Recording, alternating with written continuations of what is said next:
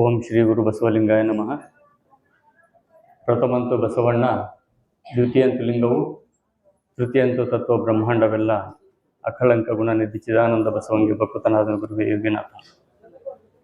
ಸದಾ ಸ್ಮರಣೀಯರಾಗಿರ್ತಕ್ಕಂಥ ವಿಶ್ವಗುರು, ಕರ್ನಾಟಕ ಸಾಂಸ್ಕೃತಿಕ ನಾಯಕ ಬಸವಣ್ಣವರು ಹಾಗೂ ಎಲ್ಲ ಶರಣ ಗಣಗಳ ಪಾದಗಳಿಗೆ ಭಕ್ತಿಯ ಶರಣಶನಾಥಿ ಲಭಿಸ್ತಾ, ಇಂದಿನ ಈ ಸದ್ಭಾವಗೋಷ್ಠಿಯಲ್ಲಿ ಭಾಗವಹಿಸ್ತಕ್ಕಂಥ ಸರ್ವರಿಗೂ ಭಕ್ತಿಯ ಶರಣಶನಾಥಿ.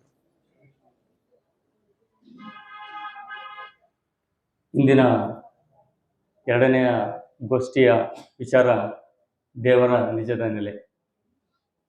ಇಲ್ಲಿನವರೆಗೂ ನಾವು ಇಂದಿನ ಇದರಲ್ಲಿ ಪ್ರಕೃತಿ, ಈ ಕಣ್ಣಿಗೆ ಕಾಣತಕ್ಕಂಥ ಪ್ರಕೃತಿ ಜಗತ್ತು ಹೇಗೆ ಸೃಷ್ಟಿಯಾಯಿತು ಅನ್ನತಕ್ಕದ್ರ ಬಗ್ಗೆ ಭಾರತೀಯವರು ತುಂಬ ಅದ್ಭುತವಾದ ತಮ್ಮ ನುಡಿಗಳಲ್ಲಿ ವಚನಗಳ ಆಧಾರವಾಗಿ ನಮಗೆ ಮಾಡೋದು. ಈ ಕಣ್ಣಿಗೆ ಕಾಣತಕ್ಕಂಥ ಜಗತ್ತು ಏನು ಕಾಣ್ತಾ ಇದೆ, ಯಾವುದರಿಂದ ಸೃಷ್ಟಿಯಾಯಿತು, ಯಾವುದರಿಂದ ನಿರ್ವಹಣೆ ಆಗ್ತಾ ಇದೆ, ಮತ್ತು ಕೊನೆಗೆ ಅಳಿಕೆ ಹೋಗತಕ್ಕಂಥದ್ದು, ಲಯಗೊಳ್ಳತಕ್ಕಂಥದ್ದು, ಅದೇ ದೇವರ ನಿಜದ ನೆಲೆ. ಅದನ್ನೇ ದೇವರು ಅಂತಕ್ಕಂಥದ್ದು. ಯಾವ ಒಂದು ಶಕ್ತಿಯಿಂದ ಈ ಜಗತ್ತು ಸೃಷ್ಟಿಯಾಯಿತು, ಆ ಯಾವ ಶಕ್ತಿಯಿಂದ ಈ ಜಗತ್ತು ನಿರ್ವಹಣೆ ಆಗ್ತಾ ಇದೆ, ಮತ್ತು ಎಲ್ಲಿ ಕೊನೆಗೆ ತನ್ನ ನೆಲೆಗೆ ಸೇರಿಕೊಳ್ಳುತ್ತೆ, ಅದನ್ನು ದೇವನ ಸ್ವರೂಪ ಅಂತಕ್ಕಂಥದ್ದು, ದೇವನ ಸ್ವರೂಪ ಅಂತ. ಅದಕ್ಕೆ ಕೆಲವು ಪೂರಕವಾಗಿರ್ತಕ್ಕಂಥ ಮೊದಲಿಗೆ ಒಂದೆರಡು ಪ್ರಶ್ನೆಗಳನ್ನು ನಿಮ್ಮ ಮುಂದೆ ಇಟ್ಟು, ಮುಂದೆ ಇದರ ಬಗ್ಗೆ ಪ್ರಾಸ್ತಾವಿಕ ಒಂದೆರಡು ನುಡಿಗಳನ್ನ ನಿಮ್ಮ ಮುಂದೆ ಇಡೋಕ್ಕೆ ಇಷ್ಟಪಡ್ತೀನಿ. ದೇವರು ಅಂದರೆ ಯಾರು? ದೇವರು ಸಾಕಾರನೇ ಅಥವಾ ನಿರಾಕಾರನೇ?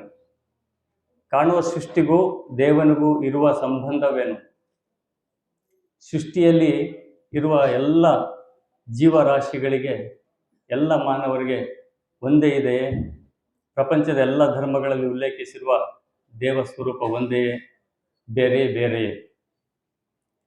ದೇವ ಮತ್ತು ಮಾನವ ಸಂಬಂಧವೇನು? ಪೂಜಿಸಿ, ಧ್ಯಾನಿಸಿ, ಜಪಿಸಿ ದೇವನನ್ನು ಒಲಿಸಿಕೊಳ್ಳಬಹುದೇ, ಅಥವಾ ಇದಿಟ್ಟು ಪೂಜಿಸಿ ಒಲಿಸಿಕೊಳ್ಳಬಹುದೇ? ಸೃಷ್ಟಿಯಲ್ಲಿ ಘಟಿಸುವ ಘಟನೆಗಳ ಪರಿಣಾಮ ದೇವನಿಗೆ ಆಗುತ್ತದೆಯೇ? ಮಾನವನಲ್ಲಿ ದೇವವಾಸ ಮಾಡಿದ್ದಾರೋ ಆತನನ್ನು ಕಾಣಲು ಇರುವ ಅಡೆತಡೆಗಳೇನು? ದೇವ ಮತ್ತು ಶರಣ ಇವೆರಡರ ಸಂಬಂಧವೇನು? ಮಾಯ ಆವರಣದ ಕಾಯ ಹೊತ್ತು ದೇವನನ್ನು ಪೂಜಿಸಿದರೆ ಆಗುವ ಪರಿಣಾಮಗಳೇನು? ದೇವರು ಮತ್ತು ಲಿಂಗ ಇವುಗಳ ಸಂಬಂಧವೇನು? ಈ ನೆಲೆಯಲ್ಲಿ ಇವತ್ತು ದೇವನ ಸ್ವರೂಪದ ಬಗ್ಗೆ ನಮಗಪ್ಪ ರುದ್ರಬಪ್ಪರು ಪರಿಪೂರ್ಣವಾದ ಒಂದು ಅನುಭವನ ಹಿರಿಯರು ಎಡೆ ಮಾಡಲಿದ್ದಾರೆ. ಅದಕ್ಕೆ ಪೂರಕವಾಗಿ ಪ್ರಾಸ್ತಾವಿಕ ಒಂದೆರಡು ನುಡಿಗಳನ್ನು ತಮ್ಮಲ್ಲಿ ಇಷ್ಟಪಡಕ್ಕೆ ಇಷ್ಟಪಡ್ತೀನಿ. ಇಲ್ಲಿ ಗುರುದೇವರು ಹೇಳ್ತಾರೆ ದೇವರ ಸ್ವರೂಪವಾಗಿ, ಅಮೂಲ್ಯನು, ಅಪ್ರಮಾಣನು, ಅಗೋಚರ ಲಿಂಗವು, ಆದಿ ಮಧ್ಯವಿಲ್ಲದ ಲಿಂಗವು, ಸ್ವತಂತ್ರ ಲಿಂಗವು, ನಿತ್ಯ ನಿರ್ಮಲ ಲಿಂಗವು, ಅಯೋನಿ ಸಂಭವನಯ್ಯ ನಮ್ಮ ಕೂಡಲ ಸಂಗಮ ದೇವರು. ಇಡೀ ಜಗತ್ತು ಸೃಷ್ಟಿಯಾದ ನಂತರ ಮಾನವನಿಗೆ ಮೂಲವಾಗಿ ಈ ಸೃಷ್ಟಿಯ ನಮ್ಮ ಮೂಲ ಸ್ವರೂಪದ ನಾವು ಅರ್ಥ ಮಾಡ್ಕೊಂತ ಬರಬೇಕು ಅಂತಂದಾಗ, ಇಡೀ ಜಗತ್ತಿನ ಹೇಗೆ ಬೆಳಕೆ ಇಲ್ಲದಂಥ ಸಂದರ್ಭದಲ್ಲಿ, ನಾಗರಿಕತೆ ಬರೋದಕ್ಕೆ ಮೊದಲ ಸಂದರ್ಭದಲ್ಲಿ ಇದ್ದಂಥ ಪೂರ್ವ ಸ್ಥಿತಿಗಳು ತಮ್ಮೆಲ್ಲರಿಗೂ ಗೋಚರ ಇದೆ, ಅರಿವಿದೆ. ಏನು ಈ ಪ್ರಾಕೃತಿಕ ನೆಲೆಯಲ್ಲಿ ಯಾವುದೇ ಒಂದು ವಿಕಾಸದ ನೆಲೆ ಇಲ್ಲದಂಥ ಸಂದರ್ಭದಲ್ಲಿ ಕತ್ತಲು ಆವರಿಸಿದಾಗ ಭಯ ಆವರಣಗಳು, ಅಲ್ಲಿ ಕಾಡತಕ್ಕಂಥದ್ದು ಪ್ರಾಣಿಗಳದ, ಮತ್ತೆ ಜಲಚರಗಳಿಂದ, ಮತ್ತು ಸಸ್ತನಿಗಳಿಂದ ಆಗತಕ್ಕಂಥ ತೊಂದರೆಗಳಿಗೆ ಭಯ ಪಡ್ತಾ ಇದ್ದ. ಆ ಭಯಕ್ಕಾಗಿ ಬೆಳಕಾಗಿ ಚಂದ್ರ ಮೂಡೋದಾಗ್ಲಿ, ಸೂರ್ಯ ಮೂಡೋದಾಗ್ಲಿ ಆಗಲಿ, ಅವ್ರ ಒಂದು ವಿಕಾಸ ಏನೋ ನನಗೆ ವಿಶೇಷವಾದ ಒಂದು ಶಕ್ತಿ ನನ್ನ ಕಾಪಾಡ್ತಾ ಇದೆ ಅಲ್ಲ ಅಂತಕ್ಕಂಥ ಭಾವ ಹೊರಗಡೆ ಬರ್ತಾ ಇತ್ತು. ಅದನ್ನ ದೇವರ ಕಾಣ್ತಾ ಇದೆ, ಪ್ರಕೃತಿಯಾಗಿ ಗೋಚರ ಆಗತಕ್ಕಂಥ ದೇವರ ಕಾಣ್ತಾ ಬಂದ. ಪೂರ್ತಿ ಡೆಪ್ತಾಗಿ ಹೋಗಲ್ಲ, ಸ್ವಲ್ಪ ಯಾಕೆಂದ್ರೆ ವಿಸ್ತರಿಸಕ್ಕಾಗಿ ನಾನು ಒಂದೆರಡು ನುಡಿಗಳನ್ನು ಇದು ಮಾಡ್ತಾ ಇದ್ದೀನಿ. ತದನಂತರ ಹಾಗೆ ವಿಸ್ತಾರ ಆಗ್ತಾ ಬಂತು. ಪ್ರಕೃತಿ ಗುಣಗಳನ್ನೇ, ಪ್ರಕೃತಿಯನ್ನು ಪಂಚಭೂತ ತತ್ವಗಳು, ಅವರು ಹೇಳಿದ್ರು ಪಂಚಭೂತ ತತ್ವಗಳು ಯಾವ್ರಿಂದ ಆಯ್ತು, ಹೇಗಾಯ್ತು, ಪಂಚಭೂತ ತತ್ವಗಳನ್ನೇ ದೇವರಾಗ ಆರಾಧನೆ ಮಾಡ್ಕೊತ ಬಂದ್ವಿ. ಆ ನಂತರ ನಮಗೆ ಸ್ನೇಹಪರವಾಗಿರ್ತಕ್ಕಂಥ ಪಶು ಪ್ರಾಣಿ ಪಕ್ಷಿಗಳನ್ನು ಸಹ ದೇವರಾಗ ನೋಡ್ಕೊಂತ ಬಂದ್ವಿ, ಅವನ್ನೆಲ್ಲ ಆರಾಧನೆ ಮಾಡ್ಕೊಂತ ಬಂದ್ವಿ. ದೇವರು ಅಲ್ಲಿಗೆ ಸೀಮಿತನ ಅಂತ. ಶರಣರು ಕಂಡಂಥ ಮಾರ್ಗ ಏನು? ಅದಕ್ಕೆ ಹೇಳ್ತಾರೆ, ಅಮೂಲ್ಯನು, ಅಪ್ರಮಾಣನು, ಅಗೋಚರ ಲಿಂಗವು, ಆದಿ ಮಧ್ಯೆ ಅವಸಾನಗಳಿಲ್ಲದ ಲಿಂಗವು, ಸ್ವತಂತ್ರ ಲಿಂಗವು ಅಂತಾರೆ. ಆ ಪರಮಾಣನಿಗೆ ಅಪ್ರಮಾಣ ಅಗೋಚರ ಲಿಂಗ, ಅಪ್ರಮಾಣ ಅವನಿಗೆ ಪ್ರಮಾಣಕ್ಕೆ ನಿಲುಕದಂತ ನೆಲೆ ದೇವನ ಸ್ವರೂಪ. ಅಗೋಚರವಾಗಿರ್ತಕ್ಕಂಥ ಆ ಪರಲಿಂಗವು ಆದಿ ಮಧ್ಯೆ ಅವಸಾನ ಅಂದ್ರೆ ಸೃಷ್ಟಿ ಸ್ಥಿತಿ ಲಯಗಳಿಗೆ ಮೀರಿ ನಿಂತ ಸ್ವರೂಪವನ್ನ ಗುರುದೇವರಲ್ಲಿ ನಮಗೆ ತೋರಿಸ್ಕೊಡ್ತಾ ಇದ್ದಾರೆ. ಅವರು ಹೇಗಾಗಿದ್ದಾನೆ? ಸ್ವತಂತ್ರವಾಗಿದ್ದಾನೆ. ಯಾವುದೇ ಮಿತಿಗೂ ಅವರು ಹೇಳಿದ್ರು ಕೆಲವೊಂದು ತತ್ವಗಳು ಯಾವುದಕ್ಕೂ ಸ್ವತಂತ್ರ ಅಂತ, ಯಾವುದಕ್ಕೂ ಹೊಂದ್ಕೊಂಡಿಲ್ಲ. ಆ ಮೂಲ ಬಯಲಿನಿಂದ ಉದ್ಭವ ಬಯಲನ್ನೇ ಹೊಂದ್ಕೊಂಡಿದೆ ಬಿಟ್ಟರೆ ಅದು ಯಾವುದಕ್ಕೂ ಸ್ವತಂತ್ರ ಇಂಡಿವಿಜುವಲ್ ಹೊಂದ್ಕೊಂಡಿಲ್ಲ ಏನು ಅನ್ನತಕ್ಕಂಥ ವಿಚಾರಗಳಿಂದ ಹೇಳಿದ್ರು. ನಿತ್ಯ ನಿರ್ಮಲ ಲಿಂಗವು ಸದಾ ನಿರ್ಮಲವಾಗಿರ್ತಕ್ಕಂಥದ್ದು, ಅಲ್ಲಿ ಯಾವುದೇ ಕಳೆಗಳಿಲ್ಲ, ಯಾವುದೇ ಒಂದು ರೀತಿಯಾದ ವ್ಯಸನಗಳಿಲ್ಲ, ಯಾವುದೂ ಇದಿಲ್ಲ. ನಿತ್ಯ ನಿರ್ಮಲವಾಗಿರ್ತಕ್ಕಂಥ ಲಿಂಗವು ಆ ಯೋನಿ ಸಂಭವನೀಯ ಅಂತಕ್ಕಂಥ. ಈಗ ನಾವು ನೀವೆಲ್ಲರೂ ಯೋನಿ ಸಂಭವರು, ಇಂದಿನ ದಾರ್ಶನಿಕರಿಂದ ಹಿಡಿದು ಜಗತ್ತಿನಲ್ಲಿ ನಾವು ಏನು ದೇವರು ಅಂತ ಪೂಜಿಸ್ತಾ ಇರಲ್ಲ, ಯೋನಿ ಸಂಬಂಧಪಟ್ಟಂಥವರು ಈ ಪುರಾಣ ಪುಣ್ಯ ಕಥೆಗಳಲ್ಲಿ ನಾವು ಗಮನಿಸ್ತಾ ಬರ್ಬೋದು. ಯಾರು ಹುಟ್ಟಿ ಮತ್ತು ಸತ್ತು ನಿರ್ವಹಣೆ ಮಾಡಿ ಹೋಗಿರ್ತಾ ಇದ್ದಾರೆ ಜಗತ್ತಿನಲ್ಲಿ, ಏನಾದ್ರು ದರ್ಶನ ಕೊಟ್ಟು ಹೋಗಿರ್ಬೋದು, ಅವ್ರನ್ನೆಲ್ಲ ದೇವರು ಅಂತ ನಾವು ಇಲ್ಲಿ ನೋಡ್ಕೊಂಡು ಬಂದಿದ್ದೀವಿ. ಅದು ದೇವರ ಸ್ವರೂಪನ. ನಾವು ಇದ್ದೀವಲ್ಲ ಆ ಸ್ವರೂಪದಲ್ಲಿ, ನಾವೇನು ಕಡಿಮೆ?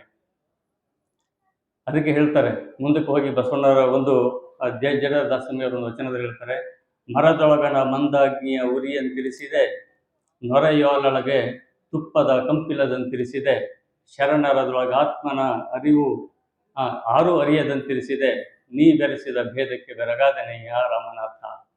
ಎಷ್ಟು ಸ್ಪಷ್ಟತೆ ಕೊಡ್ತಾ ನೋಡಿ. ಮರದೊಳಗೆ ಮಂದಾಗ್ನಿ ಉರಿಯಂತಿರಿಸಿದೆ, ನೊರೆವಾಲೊಳಗೆ ತುಪ್ಪದ ಕಂಪಿಲದಂತಿರಿಸಿದೆ. ಹಾಲೊಳಗೆ ತುಪ್ಪ ಇದೆ, ಮರದೊಳಗೆ ಮಂದಾಗ್ನಿ ಬೆಂಕಿ ಇದೆ. ಅದು ಯಾರಿಗೂ ಗೋಚರ ಆಗಲ್ಲ, ಅದು ಕ್ರಿಯೆ ಒಳಪಟ್ಟ ಮಾತ್ರನೇ ಆಗತಕ್ಕಂಥದ್ದು, ಆದರೆ ಅದರೊಳಗಡೆ ಇದೆ. ನೊರೆವಾಲೊಳಗೆ ತುಪ್ಪ ಇದೆ, ಹಾಲಿನಲ್ಲಿ ತುಪ್ಪ ಇದೆ, ಆದರೆ ಅದು ಯಾವಾಗ ಕ್ರಿಯೆಗೊಳಪಟ್ಟ ಮಾತ್ರ ತುಪ್ಪದ ನಮಗೆ ಗೊತ್ತಾಗೋದು. ಶರೀರದೊಳಗೆ ಆತ್ಮನು ಆರು ಅರಿಯದಂತಿರಿಸಿದೆ. ಆ ಪರಮಸ್ಥೆಯಲ್ಲಿದ್ದಾನೆ, ನನ್ನೊಳಗೆ ಇದ್ದಾನೆ. ಶರಣರು ಕೊಟ್ಟ ಮಾರ್ಗ ಯಾವುದು? ನನ್ನೊಳಗೆ ಇದ್ದಾನೆ. ಆ ದೇವನ ಅಂತಕ್ಕಂಥ ನನ್ನೊಳಗೆ ಇದ್ದಾನೆ ಅಂತಕ್ಕಂಥ ಭಾವ. ಈ ನೀನು ಬೆರೆಸಿದ ಭೇದಕ್ಕೆ ಬೆರಗಾದೆ ರಾಮನಾಥ. ಮುಂದೆ ಹೋಗಿ ಹೇಳ್ತಾರೆ ಅವರು ಜಡಿದಾಸನರು, ಅಡಗಿನೊಳಗಿನ ಹಾಲು ಅಡಗಿಪ್ಪ ಭೇದವನು ಬೆಡಗಪ್ಪ ತುಪ್ಪದ ಪರಿಯಂತೆ ಎಲೆಮುಡನೆ, ನೀನು ಪ್ರಾಣ ಪ್ರಕೃತಿಗಳೊಳಗೆ ಅಡಗಿಹ ಭೇದವ ಲೋಕದ ಜನರತ್ತ ಬಲ್ಲರೇ ರಾಮನಾಥ. ಅಡಗಿನೊಳಗ ಅಡಗು ಅಂತಕ್ಕಂಥ ಮಾಂಸ. ಈಗ ಒಂದು ಹಸುವಿನಲ್ಲಿ ದೇಹದಲ್ಲಿ ಅದು ದೇಹ ಅಂದ್ರೆ ಮಾಂಸ ಹೊತ್ತಿರತಕ್ಕಂಥದ್ದು, ಅದು ಅದರಿಂದ ಹಾಲು ಬರ್ತಾ ಇದೆ ಅಂತಂದಾಗ ಹೇಗೆ ಬಂತು? ಆ ಭೇದ ಯಾರಿಗೆ ಗೊತ್ತಾಗಿದೆ? ಅದು ಊಹಿಸ್ಕೊಳ್ಳೋಕ್ಕಾಗದಂಥ ನಿರಾಕಾರದ ನೆಲೆ. ಸಾಕಾರವಾಗಿ ನಿಮ್ಗೆ ಹಾಲು ಬರ್ಬೋದು, ಒಳಗಡೆ ನಿರಾಕಾರವಾಗಿ ಇದೆ. ಬೆಡಗಪ್ಪ ತುಪ್ಪದ ಪರಿಯಂತೆ ನೋಡಿ, ಆ ಹಾಲು ಆ ಹಸುವಿನೊಳಗೆ ತುಪ್ಪನೂ ಇದೆಯಲ್ವಾ? ಹಾಲಿದೆ, ಹಾಲಿಂದಲೇ ತುಪ್ಪನೂ ಇದೆ. ಎಲೆಮುಡನೆ ನೀನು ಪ್ರಾಣ ಪ್ರಕೃತಿಯಲ್ಲೊಡಗಿ. ಈ ಪ್ರಾಣ ಏನು ಪ್ರಕೃತಿ ದತ್ತವಾಗಿರ್ತಕ್ಕಂಥ ಸೃಷ್ಟಿ ಬರ್ತಕ್ಕಂಥ ಪರಮಾತ್ಮನ ಸೃಷ್ಟಿ ಏನಿದೆ, ಆ ಪ್ರಕೃತಿಯಲ್ಲಿ ಅಡಗಿ ನೀನಿದ್ದೀಯ. ಅಡಗಿಹ ಭೇದವ ಲೋಕದ ಜಡರತ್ತ ಬಲ್ಲರು ಅಂತಕ್ಕಂಥದ್ದು. ಈ ಅರಿವು ಇಲ್ಲದೆ ಏನು ಮಾಡ್ತಾ ಇದ್ದೀವಿ ನಾವು? ಮುಂದಿನ ನಮ್ಮ ನಡೆಯನ್ನ ಬಹಳ ವಿಶಿಷ್ಟವಾದ ನೆಲೆಗೆ ಹೋಗ್ತಾ ಇದ್ದೀವಿ. ಯಾಕೆ ಈಗ ಅರಿವಿಲ್ಲದಕ್ಕೆ ಇಲ್ಲಿ ಚನ್ನಬಸವಣ್ಣವರು ಒಂದು ಕಡೆ ಹೇಳ್ತಾರೆ, ಏನಕ್ಕೆ ಇದು ನಮಗೆ ಅರಿವು ಗೋಚರ ಆಗಲಿಲ್ಲ ಅನ್ನೋದಕ್ಕೆ, ಕೀಟದ ಬೀಜದಲ್ಲಿ ಕಿರಿದಾದ ಬೀಜದಲ್ಲಿ ಹಿರಿಯ ತರುವಡಗಿದ ಪರಿಯಂತೆ, ಕರತರವಾದ ಕನ್ನಡಿಯಲ್ಲಿ ಕರಗಿರಿಗಳು ತೋರುವ ಪರಿಯಂತೆ, ಜಗದ್ವ್ಯಾಪಕವಾದ ಪರವಸ್ತುವು ಖಂಡಿತಾಕಾರಮದ ಶರೀರದಲ್ಲಿ ಅತಿ ಸೂಕ್ಷ್ಮ ಪ್ರಮಾಣದಲ್ಲಿಪ್ಪಂತೆ ಪರತರ ಶಿವಲಿಂಗವು ಸದ್ಭಕ್ತರನ್ನು ಉದ್ಧರಿಸ ಸದಿಚ್ಛೆಯಿಂದ ಲಿಂಗಾಕಾರವಾಗಿ ನೆಲೆಗೊಂಡಿರುವುದು. ಅಣೋರೋಣಿಯಾನ್ ಮಹತೋ ಮಹಿಯಾನ್ ಎಂದುದಾಗಿ ಪರಬ್ರಹ್ಮ ರೂಪವಾದ ಲಿಂಗವು ಮಹದ್ರೂಪದಿಂದ ಅಖಂಡವಾಗಿಯೂ ಅನುರೂಪದಿಂದ ಖಂಡಿತವಾಗಿಯೂ ತೋರುವುದು. ಕೂಡಲ ಚನ್ನ ಸಂಗಮ ದೇವ, ಇದು ನಿಮ್ಮ ದಿವ್ಯ ಲೀಲೆಯ. ಇದು ಪರವಸ್ತುವಿನ ಸ್ವರೂಪ, ಶರಣರು ಕಂಡಂಥ ದೇವನ ಸ್ವರೂಪವನ್ನು.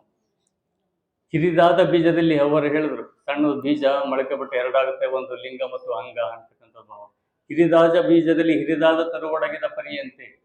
ಒಂದು ಚಿಕ್ಕದೊಂದು ಹಾಲದ ಬೀಜ, ಒಂದು ಹರಳಿ ಬೀಜ ನೋಡಿದ್ರೆ ಕಣ್ಣಿಗೆ ಕಾಣೋದಿಲ್ಲ, ಅಷ್ಟು ಸೂಕ್ಷ್ಮವಾಗಿರ್ತಕ್ಕಂಥ ಬೀಜ ಇಡೀ ದೊಡ್ಡ ಮರ ಇದೆ. ಕರಗತವಾದ ಕನ್ನಡಿಯಲ್ಲಿ ಕರಗಿರಿಗಳು ತೋರುವಂತೆ, ಕನ್ನಡಿಯಲ್ಲಿ ನೋಡ್ತೀವಲ್ಲ ಎಲ್ಲ ದೊಡ್ಡ ದೊಡ್ಡ ಬೆಟ್ಟಗಳನ್ನು ಸಹ ಕರಿ ಕನ್ನಡಿಯಲ್ಲಿ ಅಡಗಿರುತ್ತಂತೆ ಅಂತ ಹೇಳ್ತಾರಲ್ಲ ಹೊರಗೆ. ಜಗದ್ವ್ಯಾಪಕವಾದ ಪರವಸ್ತು ಖಂಡಿತಾಕಾರದ ಶರೀರದಲ್ಲಿ ಅತಿ ಸೂಕ್ಷ್ಮ ಪ್ರಮಾಣದಲ್ಲಿ ಇಪ್ಪಂತೆ, ಅತಿ ಸೂಕ್ಷ್ಮ ಪ್ರಮಾಣದಲ್ಲಿ. ಅದಕ್ಕೆ ಹೇಳ್ತಾರಲ್ಲ, ಕನ್ನಡಿಯೊಳಗೆ ಅಡಗಿಪ್ಪಂತೆ ನೀ ಎನ್ನೊಳಗೆ ಅಡಗಿಪ್ಪೆ ಆ ಕೂಡಲ ಸಂಗಮ ದೇವ. ಕರಿಯು ಕನ್ನಡಿಯೊಳಗೆ ಅಡಗಿಪ್ಪಂತೆ ಅಂತ. ದೊಡ್ಡದಾದ ಕನ್ನಡಿ ಕರಿ ಆನೆ, ಚಿಕ್ಕದಾದ ಒಂದು ಕನ್ನಡಿಯಲ್ಲಿ ಹೆಂಗೆ ಅಡಗಿಸ್ಬೋದು ನೋಡ್ಬೋದು, ಹಾಗೆ ಈ ನನ್ನ ಹೃದಯದಲ್ಲಿ ನೀನು ಅಡಗಿದ್ದೀಯಾ ಅನ್ನತಕ್ಕಂಥ ಭಾವ ಬಸವ ಗುರುತಂದೆ ಹೇಳಿದ್ದಾರೆ. ಹಂಗೆ ಲಿಂಗಾಕಾರವಾಗಿ ನೆಲೆಗೊಂಡಿರುವುದು ಅಣೋರಣೀಯನ ಮಹತ್ವ ಮಹಿಯನೆಂಬುದಾಗಿ ಪರಬ್ರಹ್ಮ ರೂಪವಾದ ಅಖಂಡ ಲಿಂಗವು ಮಹದ್ರೂಪದಿಂದ ಅಖಂಡಿತವಾಗಿಯೂ ಅನುರೂಪದಿಂದ ಖಂಡಿತವಾಗಿಯೂ ನೋಡಿ, ಅಖಂಡ ರೂಪವಾಗಿಯೂ ವಿಶ್ವವನ್ನೆಲ್ಲ ಒಳಗೊಂಡಿರ್ತಕ್ಕಂಥದ್ದು, ವಿಶ್ವ ವ್ಯಾಪಕವಾಗಿರ್ತಕ್ಕಂಥದ್ದು, ಮಹತ್ತಿಗೆ ಮಹತ್ತಾಗಿರ್ತಕ್ಕಂಥ ಪರವಸು ಸಹ ಅಖಂಡವಾಗಿಯೂ ಇದೆ, ಖಂಡಿತವಾಗಿಯೂ ನಮ್ಮೆಲ್ಲರ ಸಕಲ ಜೀವರಾಶಿಗಳ ಹೃದಯದಲ್ಲೂ ಇದೆ ಅನ್ನತಕ್ಕಂಥದ್ದು. ಈ ದಿವ್ಯ ಲೀಲೆಯನ್ನ ಯಾರು ಇದು ನಿಮ್ಮ ದಿವ್ಯ ಲೀಲೆಯ ಅಂತ ಹೇಳ್ತಾರೆ, ಇದೇ ಪರವಶನ ಸ್ವರೂಪದ ಲೀಲೆಗಳು. ಆ ಲೀಲೆಗಳಿಗೆ ಹೇಳ್ತಾರೆ, ಆದಿ ಅನಾದಿಗಳಿಲ್ಲದೊಂದು, ಸದಾಶಿವರಿಲ್ಲದೊಂದು, ಶಿವನಿಲ್ಲದೊಂದು, ಏನೆಂಬುದೇನೂ ಇಲ್ಲದೊಂದು ಕೂಡಲ ಚನ್ನಸಂಗಯ್ಯ ತನ್ನ ತಾನರಿನೊಂದಿದ್ದ. ಆ ಪರವಸ್ತು ಹೇಗಿತ್ತು ಅಂದರೆ, ಆದಿ ಮತ್ತೆ ಅವಸಾನ ಅಂತ್ಯಗಳು ಯಾವುದೂ ಇಲ್ಲದಂತೆ, ಅವನು ಏನೂ ಇಲ್ಲದಂತೆ ಇದ್ದಂಥ ಜಗತ್ತಿನಲ್ಲಿ ಆ ಪರವಸ್ತು ಸುಮ್ಮನೆ ಇದ್ದ ಅಂತ, ಏನೂ ಅರಿಯದಂತೆ ಇದ್ದ ಅಂತಕ್ಕಂಥದ್ದು. ಅವನದೇ ಸೃಷ್ಟಿಯಾಗಿರ್ತಾನೆ ಚಂದ್ರಕಂಠದ ಮಾರ್ಗ. ಈಗ ನಾವು ಸಾಮಾನ್ಯವಾಗಿ ದೇವರು ಅಂದ ತಕ್ಷಣವೇ ನಾವು ಪ್ರಾಪಂಚಿಕವಾಗಿ ನಾವು ನೋಡ್ತಾ ಇದ್ದಾಗ ಕಲ್ಲು ಮರ ಗಿಡಗಳಲ್ಲಿ ಇರ್ತಕ್ಕಂಥ ಒಂದು ವಸ್ತುಗಳನ್ನು ನಾವು ನೋಡ್ತೀವಿ. ಅವಾಗಲೇ ಅದಕ್ಕೆ ಹೇಳಿದ ಉರಿಂಗ ಪದ್ಯಗಳು ಹೇಳ್ತಾರೆ, ಅಯ್ಯ ನೀನು ತತ್ವಗಳ ಮರಗೊಂಡಿರ್ಪನಕ್ಕ ನಾನು ಕಾಯದ ಮರಗೊಂಡಿದ್ದೇನೆಯ್ಯ. ಅಯ್ಯ ನೀನು ಶಕ್ತಿಯ ಮರಗೊಂಡಿರ್ಪನಕ್ಕ ನಾನು ಆಸೆಯ ಮರಗೊಂಡಿರ್ತಾನೆಯ್ಯ. ನಿನ್ನ ಬೆಡಗು ಭಿನ್ನಾಣವ ನಾ ಬಲ್ಲೆ, ನನ್ನ ಬೆಡಗು ಭಿನ್ನಾಣವ ನೀ ಬಲ್ಲೆ, ಮರೆಗೆ ಮರೆಯ ನೊಡ್ಡಿ ಜಾರಿ ಹೋದೆಯಲ್ಲ. ಎಷ್ಟು ಸ್ಪಷ್ಟತೆ ಕೊಡ್ತೀನಿ ನೋಡಿ. ಯಾಕೆ ನನ್ನೊಳಗೆ ಯಾಕೆ ಜಾಗ್ರತೆ ಆಗ್ತಿಲ್ಲ ಅಂದರೆ, ಮರೆವಿಗೆ ಅರಿವಿಗೆ ಮರೆವೆ ಅನ್ನತಕ್ಕಂಥದ್ದನ್ನು ಕೊಟ್ಬಿಟ್ಟು ಏನು ಮಾಡ್ತಾರೆ, ಜಾರಿ ಹೋಗ್ತಾನೆ ಅಂತ ನನ್ನೊಳಗಿದ್ದಾನೆ. ಆದರೆ ಮರೆವು ಅನ್ನತಕ್ಕಂಥ ವರ್ಷ ಏನು ಮಾಡ್ತಾನೆ, ತಪ್ಪಿಸ್ಕೊಂಡು ಹೋಗ್ತಾ ಇದ್ದಾನೆ ಅವನು ಅಂತ ಹೇಳ್ತಾನೆ.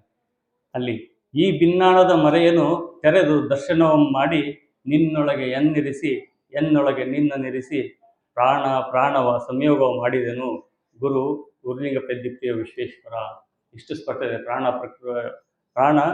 ಪ್ರಾಣವ ಸಂಯೋಗವ ಮಾಡಿದನು. ಯಾವ ಪ್ರಾಣ? ಆ ಮಹಾಪ್ರಾಣವನ್ನು, ಮಹಾ ವಸ್ತುವಿನ ಪ್ರಾಣವನ್ನು ಈ ಪ್ರಾಣಗಳಿಗೆ ನಾನು ಬೆರೆಸಿಕೊಂಡೆ ಅಂತಕ್ಕಂಥದ್ದು ಆ ದಿವ್ಯ ಮಾರ್ಗವನ್ನು ನಮಗೆ ಇಲ್ಲಿ ಶರಣ ಕೊಟ್ಟಿರ್ತಕ್ಕಂಥ ಮಾರ್ಗ ಪರವಶನ ಸ್ವರೂಪ ಅಂತ ಹೇಳ್ತಾ, ಇನ್ನು ಈ ದೇವರ ನೆಲೆಯ ಬಗ್ಗೆ ನಮಗೆ ಹಿರಿಯರಾದಂಥ ರುದ್ರಬಪ್ಪರು ಇನ್ನೂ ಹೆಚ್ಚಿನ ಅನುಭವ ನಡೆ ಮಾಡಲಿದ್ದಾರೆ. ಸರ್ವರಿಗೂ ಭಕ್ತಿಯ ಶರಣು.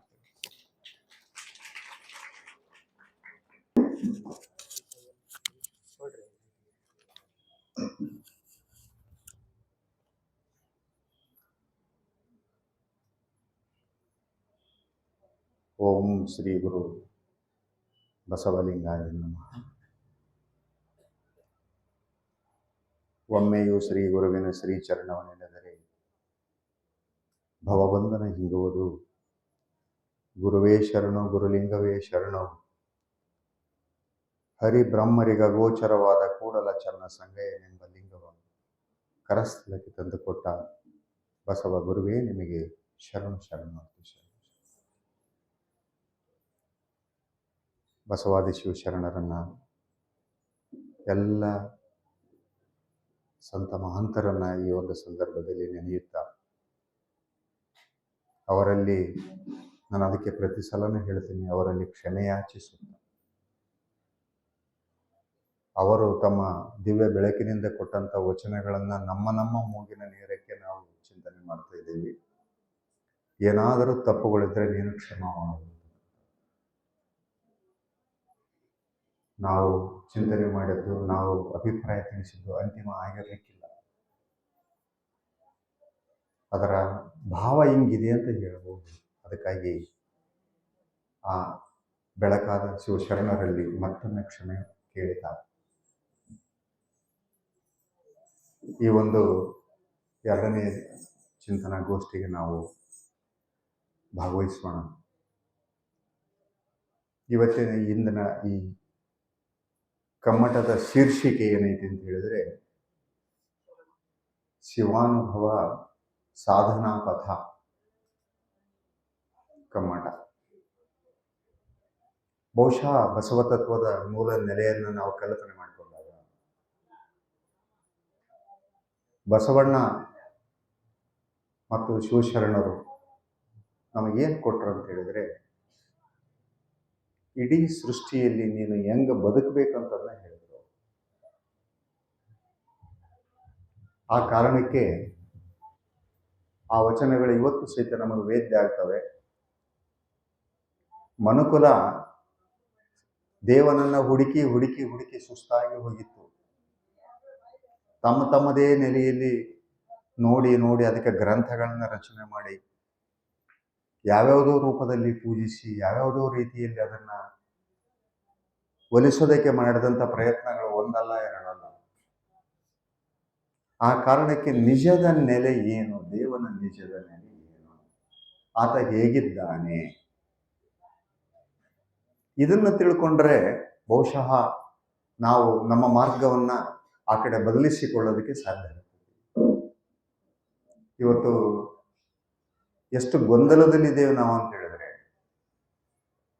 ಯಾವ ಶರಣರು ಈ ವಚನಗಳನ್ನು ಕೊಟ್ಟು ಹೋದ್ರು ಅದರ ಅನುಯಾಯಿಗಳಾದಂಥ ಲಿಂಗಾಯತರು, ವಚನಗಳ ವಾರಸುದಾರರಂಥ ಲಿಂಗಾಯತರು ಯಾವ ರೀತಿ ಪೂಜೆಯನ್ನ ಮಾಡ್ತಾ ಇದ್ದಾರೆ ಅನ್ನೋದನ್ನ ನಾವು ಸಹಿತ ನೀವು ನೋಡ್ತಾ ಇದ್ದೀವಿ. ಅವರು ಹೇಳಿದ್ದು ಏನು, ನಾವು ಮಾಡ್ತಾ ಇರೋದು ಏನು, ಅವ್ರು ಎಲ್ಲಿ ಹುಡುಕಂತ ಹೇಳಿದ್ರು ನಾವು ಎಲ್ಲಿ ಹುಡುಕ್ತಾ ಇದ್ದೀವಿ. ಮತ್ತು ಅದೇ ರೀತಿ ಎಲ್ಲ ಧರ್ಮಗಳು ಸಹಿತ, ಇಸ್ಲಾಂ ತಗೊಳ್ರಿ, ಕ್ರಿಶ್ಚಿಯಾನಿಟಿ ತಗೊಳ್ರಿ, ಇವೆಲ್ಲ ಧರ್ಮಗಳ ಹಿನ್ನೆಲೆಯನ್ನ ನೋಡಿದಾಗ ಎಲ್ಲೋ ಒಂದು ಕಡೆ ದೇವನನ್ನ ಸರಿಯಾದ ನೆಲೆಯಲ್ಲಿ ನಾವು ಪೂಜಿಸ್ತಾ ಇಲ್ಲ ಅಥವಾ ಮುಟ್ತಾ ಇಲ್ಲ, ಅನುಸರಿಸ್ತಾ ಇಲ್ಲ ಅಂತ ಅನಿಸ್ತದೆ. ಈಗಾಗಲೇ ಮೊದಲನೇ ಗೋಷ್ಠಿಯಲ್ಲಿ ಅವರು ಹೇಳಿದ್ರಲ್ಲ, ಸೃಷ್ಟಿ ಹೆಂಗಾಗಿದೆ ಅಂತ ಹೇಳಿದ್ರು. ಸೃಷ್ಟಿ ಬೇರೆ ಏನಲ್ಲ, ಪರಮಾತ್ಮನ ಅರಿವಿನ ವಿಸ್ತಾರದ ರೂಪವೇ ಸೃಷ್ಟಿ.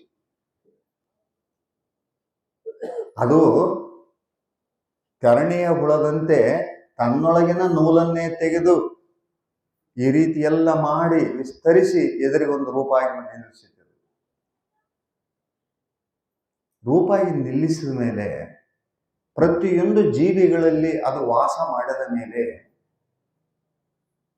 ಅದೇ ರೀತಿ ನನ್ನೊಳಗೂ ಅದು ವಾಸ ಮಾಡಿದ ಮೇಲೆ ನನಗೆ ಯಾಕೆ ಕಾಣ ಬರ್ತಾ ಇಲ್ಲ? ಇದೊಂದು ಪ್ರಶ್ನೆ ಇಟ್ಕೋಬೇಕಲ್ಲ. ನಾವು ಇವತ್ತೆಲ್ಲ ಈಗ ಕನ್ಫರ್ಮ್ ಆಗಿಬಿಟ್ಟದ ನಮಗೆ, ದೇವ ಎಲ್ಲ ಕಡೆ ಇದ್ದಾನೆ, ಎಲ್ಲ ಪಶು ಪಕ್ಷಿ ಪ್ರಾಣಿ ಎಲ್ಲದರಿಗೂ ಇದ್ದಾನೆ ಅನ್ನೋದು ಮೊದಲು ನಂಬಬೇಕು ನಾವು. ಸರಿ, ನಂಬಿದೀವಿ. ಹಾಗಾದರೆ ನಮ್ಮ ಹೆದರಿಗೊಂದು ಹಾವು ಅಂತ ತಿಳ್ಕೊಂಡ್ರೆ, ಇಲ್ಲಿ ಈ ಒಂದು ಹಾವು ಬಂತು, ನಾವೇನ್ ಮಾಡ್ತೀವಿ? ಈ ಕುತ್ಕೊಂಡವ್ರು ನಾವು ನೀವೇನ್ ಮಾಡ್ತೀವಿ? ಎಲ್ಲರನ್ನ ಹೊರಗಿದ್ದಾರನ್ನ ಗದ್ದಲಿಸಿ ಕರಿತೀವಿ, ಬರ್ರಿ ಬರ್ರಿ ಬರ್ರಿ, ಹಾವು ಬಂದಿದೆ, ಹಾವು ಬಂದಿದೆ. ಮತ್ತೆ ಹಾವಿನೊಳಗಿದ್ದದ್ದು ಆ ಸ್ವರೂಪ, ನಿನ್ನೊಳಗಿದ್ದದ್ದು ಆ ಸ್ವರೂಪ. ಹಾಗಾದ್ರೆ ನೀನು ಆ ಸ್ವರೂಪವನ್ನ ಗುರುತಿಸದಂತೆ ಆದ ಕಾರಣ ಏನು? ನಾವು ಅಡಿಯೊಳಗೆ ಎಲ್ಲೇ ಹೊರಟಿದ್ದೀವಿ ಅಂತ ಇಟ್ಕೊಂಡ್ರಿ, ಒಂದು ಹುಲಿ ಬಂದ್ಬಿಡ್ತೈತೆ, ಹಸಿವಾಗಿಬಿಡ್ತೈತೆ ಹುಲಿಗೆ. ಎಲ್ಲ ಎಷ್ಟ ಕಡೆ ನೋಡ್ತೀವಿ ನಾವು, ಚಿರತೆ ಹುಲಿಗಳು ಊರೊಳಗೆ ಬಂದು ಮನುಷ್ಯರನ್ನ, ಸಣ್ಣ ಸಣ್ಣ ಮಕ್ಕಳನ್ನ ಎತ್ಕೊಂಡೋಗಿ ತಿಂದದ್ದು ಉದಾಹರಣೆ ಕೇಳ್ತೀವಲ್ಲ. ಮತ್ತೆ ಆ ಚಿರತೆಗೆ ನನ್ನದೇ ಸ್ವರೂಪದ ಮಗು ನಾನು ಎತ್ಕೊಂಡೋಗಿ ತಿನ್ಬಾರ್ದು ಅಂತ ಅದಕ್ಕೆ ಯಾಕೆ ತಿಳಿಲಿಲ್ಲ? ಏನಾದ್ರೂ ಇರ್ಬೇಕಲ್ಲ ಇದಕ್ಕೆ. ಒಂದ್ ಸ್ವಲ್ಪ ನಾವು ಪ್ರಶ್ನೆ ಇಟ್ಕೊಂಡು, ಸೃಷ್ಟಿಕರ್ತ, ಸೃಷ್ಟಿ ಮಾಡಿದಂತ ಸೃಷ್ಟಿಕರ್ತ ಆತನೇ ಅಂತ ಅವರು ಹೇಳ್ಬಿಟ್ಟಾರ ಬೆಳಗ್ಗೆ. ಆತ ಕರುಣಾಮಯ ಇದ್ದಾನೆ, ಆತ ಸೃಷ್ಟಿಯ ಎಲ್ಲರೊಳಗೂ ನೆಲೆಸಿದ್ದಾನೆ ಅಂತ ಹೇಳ್ಯಾರ. ಹಾಗಾದ್ರೆ ಯಾಕೆ ಹಿಂಗಾಗ್ತಾ ಇದೆ ಈ ಸೃಷ್ಟಿಯೊಳಗೆ? ಆತ ಸೃಷ್ಟಿ ಮಾಡಿ ಸುಮ್ಮನೆ ಬಿಟ್ಟಿದ್ರೆ ಪರವಾಗಿದ್ದಿಲ್ಲ. ಆತ ಅದ್ರಾಗೊಂದು ಕೈ ಚಾಳಕ ಮಾಡಿದ. ಆತನ ಸುಲಭ ಅಂತ ತಿಳ್ಕೊಬಿಟ್ರೆ ದೇವರು. ನೀವು ಮಾಡಿದ್ದು ನಿಜ, ಪ್ರತಿಯೊಂದನ್ನು ನಿಗ್ರಹಿಸ್ತಾ ಇರೋದು ನಿಜ. ಆದರೆ ತಾನು ಈ ಸೃಷ್ಟಿಯನ್ನ ಮಾಡಿದ ನಂತರ ಈ ಸೃಷ್ಟಿಯಲ್ಲೇ ಇದ್ದು ಕಾಣದಂತೆ ತನ್ನ ಒಂದು ಪರದೆಯನ್ನ ಕಟ್ಟಿಕೊಂಡ್ಬಿಟ್ಟ, ಒಂದು ಗೋಡೆಯನ್ನ ನಿರ್ಮಾಣ ಮಾಡಿದ. ಜೀವಿಗಳಿಗೂ ಮತ್ತು ತನ್ನ ಮಧ್ಯೆ ಒಂದು ಗೋಡೆಯನ್ನ ನಿರ್ಮಾಣ ಮಾಡಿದ. ಆ ಗೋಡೆಯ ಕಾರಣ, ಆ ಇದ್ದ ಕಾರಣ ನಮಗೆ ಆತನ ಇರುವಿಕೆ ಪ್ರಾಣಿಗಳಿಗೂ ಗೊತ್ತಾಗ್ತಾ ಇಲ್ಲ, ನಮಗೂ ಗೊತ್ತಾಗ್ತಾ ಇಲ್ಲ, ಯಾವ ಜೀವಿಗಳಿಗೂ ಗೊತ್ತಾಗ್ತಾ ಇಲ್ಲ. ಇದನ್ನು ಮೊದಲು ತಿಳ್ಕೋಬೇಕು ನಾವು. ಅದಕ್ಕೆ ಅಪ್ಪ ಬಸವಣ್ಣವ್ರು ಹೇಳ್ತಾರೆ ನೋಡ್ರಿ, ನವಕಂಡ ಪೃಥ್ವಿಯೊಳಗೆ ಕೇಳಿರಯ್ಯ ಎರಡಾಳಿನ ಭಾಷವ, ಕೊಲವನೆಂಬ ಭಾಷೆ ದೇವನದಾದರೆ ಗೆಲುವನೆಂಬ ಭಾಷೆ ಭಕ್ತನದು. ಸದ್ಭಕ್ತರು ಭಕ್ತಿ ಎಂಬ ಕೂರಲಗನೆ ಹಿಡಿದು ಸದ್ಭಕ್ತರ ಗೆದ್ದರು ಕಾಣ ಕೂಡಲ ಸಂಗಮ. ಎರಡೂ ನಿರ್ಮಾಣ ಮಾಡಿದ್ದು ಆತನೇ. ಆ ಹುಲಿ ಬಂದು ಹಸಿವಿನಿಂದ ತಿನ್ನತಕ್ಕಂತ ಒಂದು ಅಜ್ಞಾನವನ್ನು ಇಟ್ಟದ್ದು ಆತನೇ. ನಾವು ಹಾವು ಬಂದು ಕೂಡಲೇ ಕೋಲ್ ತಗೊಂಡದ್ದು ನಮ್ಮೊಳಗಿನ ಅಜ್ಞಾನನೇ. ಕಾರಣ ಇಷ್ಟೇ. ಅದಕ್ಕೆ ಒಂದು ವಚನ, ಸೃಷ್ಟಿಯನ್ನ ರಚನೆ ಮಾಡಿದ ನಂತರ ಒಂದು ವಚನ ನನಗೆ ಬಹಳ ಪ್ರೀತಿಯ ವಚನ, ಬಹುಶಃ ಸ್ವಾನುಭವದ ನೆಲೆಯಲ್ಲಿ ಇದ್ದರಿಗೆ ಅದು ಬಹಳ ಮಂದಿಗೆ ಆ ವಚನ ಮೋಕ್ಷಗಳಲ್ಲಿ ಬಯಾರ್ಟ ಆಗಿಬಿಟ್ಟಿದೆ. ಪರಶಿವನ ಚಿತ್ಕಳೆ, ಸಂಗಮೇಶ್ವರದ ಅಪ್ಪಣ್ಣವರ ಒಂದು ವಚನ, ಅದು ಹೆಂಗೆ ರಚನೆ ಆಯ್ತು ಅಂತ ಹೇಳೋದ್ರ ಬಗ್ಗೆ. ಪರಶಿವನ ಚಿತ್ಕಳೆ ಜಗತ್ತಿನ ಶಿರೋಮಧ್ಯಕ್ಕೆ ಬಿಂಬಿಸಿ ಅದಕ್ಕೆ ಚೈತನ್ಯಗೊಳಿಸಿ, ಅದನ್ನ ಚೈತನ್ಯಗೊಳಿಸಿ ಪರಮಾತ್ಮ ನೆಲೆಸಿತ್ತು. ಅವರು ಮುಂಜಾನೆ ಹೇಳಿದ್ನೇ ಕಂಟಿನ್ಯೂಯೇಷನ್ ಭಾಗ ಇದಷ್ಟೇ. ಅದೇನ್ ಮಾಡ್ತು, ಸೃಷ್ಟಿ ಮಾಡ್ಬೇಕಂತ ಮನಸ್ಸಾಯ್ತಲ್ಲ ಅದಕ್ಕೆ, ಸಹಜವಾಗಿ ಇದ್ದದ್ದು ಒಂದಿಷ್ಟು ಮನಸ್ಸು ಮಾಡ್ತು ಏನೋ ಸೃಷ್ಟಿ ಮಾಡೋಣ ಅಂತ. ಅಲ್ಲಿ ಅದಕ್ಕೆ ನಿರಂಜನ ಪ್ರಣವ ಅಂತ ಕರೀತಾರೆ. ಅಲ್ಲಿ ಮನಸ್ಸು ಮಾಡಿದ್ಮೇಲೆ ನಿರಂಜನ ಓಂಕಾರ ಹುಟ್ಟಿತು, ಅದಕ್ಕೆ ಅವಾಚ್ಯ ಪ್ರಣವ. ಆ ಪ್ರಣವಗಳಿಗೇನೆ ವಿವಿಧ ಅರ್ಥಗಳನ್ನ ಕೊಟ್ಟಿದ್ದಾರೆ. ಮುಂದೆ ಪ್ರಣವದ ಮಂತ್ರದ ಸ್ವರೂಪದಲ್ಲಿ ಬಂದಾಗ ಬರುತ್ತೆ. ಅದು ನಿಶ್ಚಿನ್ಯ ಸ್ವರೂಪ ತಾಳಿತು ಕಲಾ ಪ್ರಣವ, ನಿಷ್ಕಲ ಸ್ವರೂಪ ತಾಳಿತು ಅನಾದಿ ಪ್ರಣವ, ಮಹಾಲಿಂಗದ ಅವಸ್ಥೆಗೆ ಬಂತು ಅದು ಆದಿ ಪ್ರಣವ. ಈ ರೀತಿ ತನ್ನ ಸ್ವರೂಪವನ್ನ ವಿಸ್ತರಿಸಿಕೊಳ್ತಾ ಬಂತು. ಅದಕ್ಕೆ ಏನ್ ಹೇಳ್ತಾರೆ ಅವರು, ಬಿಂಬಿಸಿ ಅಂತ. ಜಗತ್ತನ್ನು ಮಾಡುವಾಗ ಅದು ಒಬ್ಬನೇ ಇದ್ದದ್ದು ಒಬ್ಬನೇ ಹೆಂಗ್ ಕುಂದಿರಲ್ಲ ಅಂತೇಳಿ ಒಂದಿಷ್ಟು ಏನೋ ರಚನೆ ಮಾಡಕ್ ಬಂದ. ನಾವೀಗ ಕನ್ನಡಿ ಮುಂದೆ ನಿಂತ್ಕೊಂತೀವಲ್ಲ, ಕನ್ನಡಿ ಮುಂದೆ ನಿಂತ್ಕೊಂಡ್ ಕೂಡಲೇ ನಮ್ ಬಿಂಬ ಕಾಣುತ್ತೆ ನೋಡ್ರಿ. ಅದೇ ರೀತಿ ಈ ಸೃಷ್ಟಿ ಎಲ್ಲವೂ ಆತನ ಬಿಂಬ. ನೆನ್ಪಿಟ್ಟುಕೊಳ್ರಿ, ಬಿಂಬ ಆತ ಅಲ್ಲ, ನೆನ್ಪಿಟ್ಟುಕೊಳ್ರಿ. ಮತ್ತೆ ಕನ್ಫ್ಯೂಸ್ ಮಾಡ್ಕೋಬೇಡ್ರಿ. ಯಾಕಂದ್ರೆ ಸೃಷ್ಟಿ ಆತ ಏನನ್ನಾಗಿದ್ರೆ ಅದೆಲ್ಲ ಪರಿಣಾಮ ಆತಗಾಗ್ಬೇಕಾಗಿತ್ತು, ಆದ್ರೆ ಅಲ್ಲ, ಆತನ ಬಿಂಬ ಅಷ್ಟೇ. ಬಿಂಬ ತೋರಿಸಿ ಸುಮ್ಮನೆ ಆಗ್ಲಿಲ್ಲ ಆತ. ನಮ್ದು ಕನ್ನಡಿ ಮ್ಯಾಗ ನಿಂತು ನೋಡ್ರೆ ನಮ್ಮ ರೂಪ ಕಾಣುತ್ತೆ, ಆದ್ರೆ ಅದಕ್ಕೇನ್ ಮಾಡಿದ, ಅದನ್ನ ಚೈತನ್ಯಗೊಳಿಸಿದಲ್ಲಿ ಪರಮಾತ್ಮ ನೆಲೆಸಿ ಆ ಬಿಂಬಕ್ಕನೇ ಚೈತನ್ಯ ತುಂಬಿದ. ನಮ್ಮ ಬಿಂಬ ನಾವ್ ಹಿಂಗ್ ಸರ್ಕೊಂಡ್ರೆ ಅದು ಸರ್ಕೊಂತದ್ ಕನ್ನಡಿಯಾಗ ಯಾವ ರೀತಿ ಇರುತ್ತೋ ಅದೇ ರೀತಿ ಆತನ ಬಿಂಬ ಇದು, ಆದ್ರೆ ಅದಕ್ಕೆ ಶಕ್ತಿ ಇದೆ. ಇದಕ್ಕೆ ಪರಮಾತ್ಮ ಪರಮಾತ್ಮ ಪರಮಾತ್ಮ ಅಂತ ಕರಿತೀವಿ. ಅದು ಹೆಂಗಿತ್ತಂದ್ರೆ ಅದು ಜಗತ್ತಿನ ಶಿರೋಮಧ್ಯಕ್ಕೆ ಬಿಂಬಿಸಿತ್ತು ಅಂತಾರೆ. ಈ ಜಗತ್ತಿನ ನಮ್ಮ ಶಿರೋಮಧ್ಯವನ್ನು ಸುಮ್ಮನೆ ಕಲ್ಪಿಸಿಕೊಡ್ರಿ. ಯಾಕಂದ್ರೆ ಜಗತ್ತಿನ ಶಿರೋಮಧ್ಯ ನಮ್ಗೆ ಗೊತ್ತಿಲ್ಲ ಎಲ್ಲಿ ಐತಿ ಅಂತ. ಸುಮ್ಮನೆ ನಮ್ಮ ಶಿರೋಮಧ್ಯನ ಕಲ್ಪಿಸಿಕೊಡ್ರಿ. ಇಷ್ಟ ಆಯ್ತಲ್ಲ, ಇಲ್ಲಿ ಆದ್ಮೇಲೆ ಒಂದನೇ ಹೆಜ್ಜೆ ಆಯ್ತು. ಎರಡನೇ ಹೆಜ್ಜೆ ಏನ್ ಮಾಡಿದ, ಇದೆಲ್ಲ ನಡಿಬೇಕಲ್ಲ ಕೆಲಸ, ಅದಕ್ಕೆ ಏನ್ ಮಾಡಿದ, ಆ ಪರಮಾತ್ಮ ಜಗತ್ತಿನ ಭ್ರೂಮಧ್ಯಕ್ಕೆ ಬಿಂಬಿಸಿ ಅಂತರಾತ್ಮ ಎನಿಸಿತ್ತು. ಎರಡನೇ ಹೆಜ್ಜೆ ಇಟ್ಟ, ಭ್ರೂಮಧ್ಯಕ್ಕೆ ಬಂದ. ನೀವೆಲ್ಲರೂ ನೋಡ್ರಿ, ಏನ್ ಹಚ್ಕೊಂಡ್ರೆ ಸೀದಾ ಕುಂಕುಮ ಹಚ್ಕೊಂಡ್ರಿ, ಗಂಧ ಹಚ್ಕೊಳ್ರಿ, ಇದನ್ನ ಬಿಡಲ್ಲ ನೀವು. ಯಾಕಂದ್ರೆ ಇದು ಅಂತರಾತ್ಮನ ನೆಲೆ. ಪರಮಾತ್ಮನೇ ಅಂತರಾತ್ಮನಾಗಿ ವಾಸ ಮಾಡಿದ್ದಾನೆ. ಅಲ್ಲಿಂದ ಆ ಪ್ರಾಣ ಚೈತನ್ಯವನ್ನು ಬಳಸಿಕೊಂಡು ಒಳಗಡೆ ಜಗತ್ತಿನ ಹೃದಯ ಮಧ್ಯಕ್ಕೆ ಬಿಂಬಿಸಿ ಜೀವಾತ್ಮ ಎನಿಸಿತ್ತು. ಜೀವಾತ್ಮ ಅಂದ್ರೆ ಜೀವನೊಳಗಿರುವ ಚೈತನ್ಯ. ಎಲ್ಲಾ ಜೀವಿಗಳ ಹೃದಯದಲ್ಲಿ ಆತ ಬಂದು ನೆಲೆಸಿದ ಕಾರಣ ಅಂದ್ರೆ ಜೀವಾತ್ಮ ಅಂತ ಕರೆದ್ವಿ. ಅದಕ್ಕೆ ಮುಂದೆ ಎಕ್ಸ್ಪ್ಲನೇಷನ್ ಹೇಳ್ತಾರೆ ಅವರು, ಜೀವಾತ್ಮನೇ ಘಟ. ನಾವೆಲ್ಲರ ಘಟಗಳು ಏನಿದೆಯಲ್ಲ, ನಮ್ಮ ಹೃದಯ ಮಧ್ಯದಲ್ಲಿ ಆತ ಬಂದು ನೆಲೆಸಿದ್ದಾನೆ. ಅಂತರಾತ್ಮನೇ ಪ್ರಾಣ. ಮೂವಿನೊಳಗೆ ಉಸಿರು ಹೋಗುತ್ತಲ್ಲ, ಹೋಗ್ತತೆ ಬರುತ್ತಲ್ಲ, ನಮ್ಮ ಜೀವ ಇರೋದಕ್ಕೆ ಕಾರಣ ಆಗೈತಲ್ಲ, ಈ ಅಂತರಾತ್ಮನ ಕಾರಣದಿಂದ ಇದು ನಡೀತಾ ಇದೆ. ಅಂತರಾತ್ಮನೇ ಪ್ರಾಣ, ಪರಮಾತ್ಮನೇ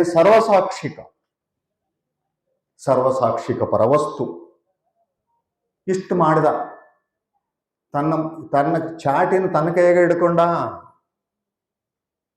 ಅಲ್ಲೇ ಇದ್ದು ಇಲ್ಲಿ ಪ್ರಾಣಕ್ಕೆ ಎಕ್ಸ್ಟೆನ್ಷನ್ ಮಾಡಿ ಒಳಗೆ ಜೀವಕ್ಕೆ ಮಾಡಿ ಎಲ್ಲಾ ಜೀವಿಗಳ ಜೀವವನ್ನ ತನ್ನ ಕೈಯಲ್ಲಿ ಹಿಡ್ಕೊಂಡ, ಪ್ರಾಣವನ್ನ. ನಮಗಿದು ಅರಿವಿರಲ್ಲ ಎಷ್ಟೋ ಸಲ. ಇಷ್ಟೇ ಮಾಡಿದ್ರೆ ನಾವು ಆತನ ಕೈಕಾಲು ಹಿಡ್ಕೊಂಡು ಬಿಡಿಸ್ಕೊಂತಿದ್ವಿ. ಬೇಡಪ್ಪ, ನಮ್ಗೆ ಕಷ್ಟ ಆಗೈತೆ, ನಮಗ ತಿರುಗಿ ಹುಟ್ಟದಂಗೆ ಮಾಡ್ಬಿಡು ಮರ, ಇಷ್ಟು ಕಷ್ಟ ತಾಪತ್ರಯ ಕೊಟ್ರೆ ನಮಗೆ ಹೆಂಗ ಅಂತೇಳಿ ಬಿಡಿಸ್ಕೊಂತಿದ್ವಿ. ಆದ್ರೆ ಆತ ಬಹಳ ಬುದ್ಧಿವಂತ. ಹಿಂಗಾದ್ರೆ ಈ ಮಾನವರು ಸುಮ್ಮನೆ ಇರಲ್ಲ ಅಂತೇಳಿ ಒಂದು ಟಾಸ್ಕ್ ಕೊಟ್ಟ ನಮಗೆ. ಅದಕ್ಕೆ ಮುಂದೆ ಹೇಳ್ತಾರೆ ಅವರು, ಈ ರೀತಿ ಜೀವಾಂತರಾದಿಗಳಿಗೆ ಪಂಚವಿಂಶತಿ ತತ್ವಗಳೆಂಬ ಪಾಶವಂ ತೊಡಿಸಿ. ಮುಂಜಾನೆ ಅವರು ಹೇಳಿದ್ರಲ್ಲ 25 ತತ್ವಗಳ ಒಂದು ಮಹಾಗೋಡೆ.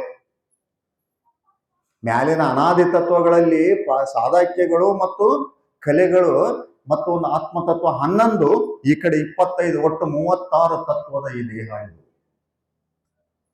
25 ತತ್ವಗಳ ಯಾವ ಆಕಾಶ, ವಾಯು, ಅಗ್ನಿ, ಜಲ, ಪೃಥ್ವಿ ಏನಿದಲ್ಲ, ಇವು 5 ಸೇರ್ಕೊಂಡು 25 ಆಯ್ತು.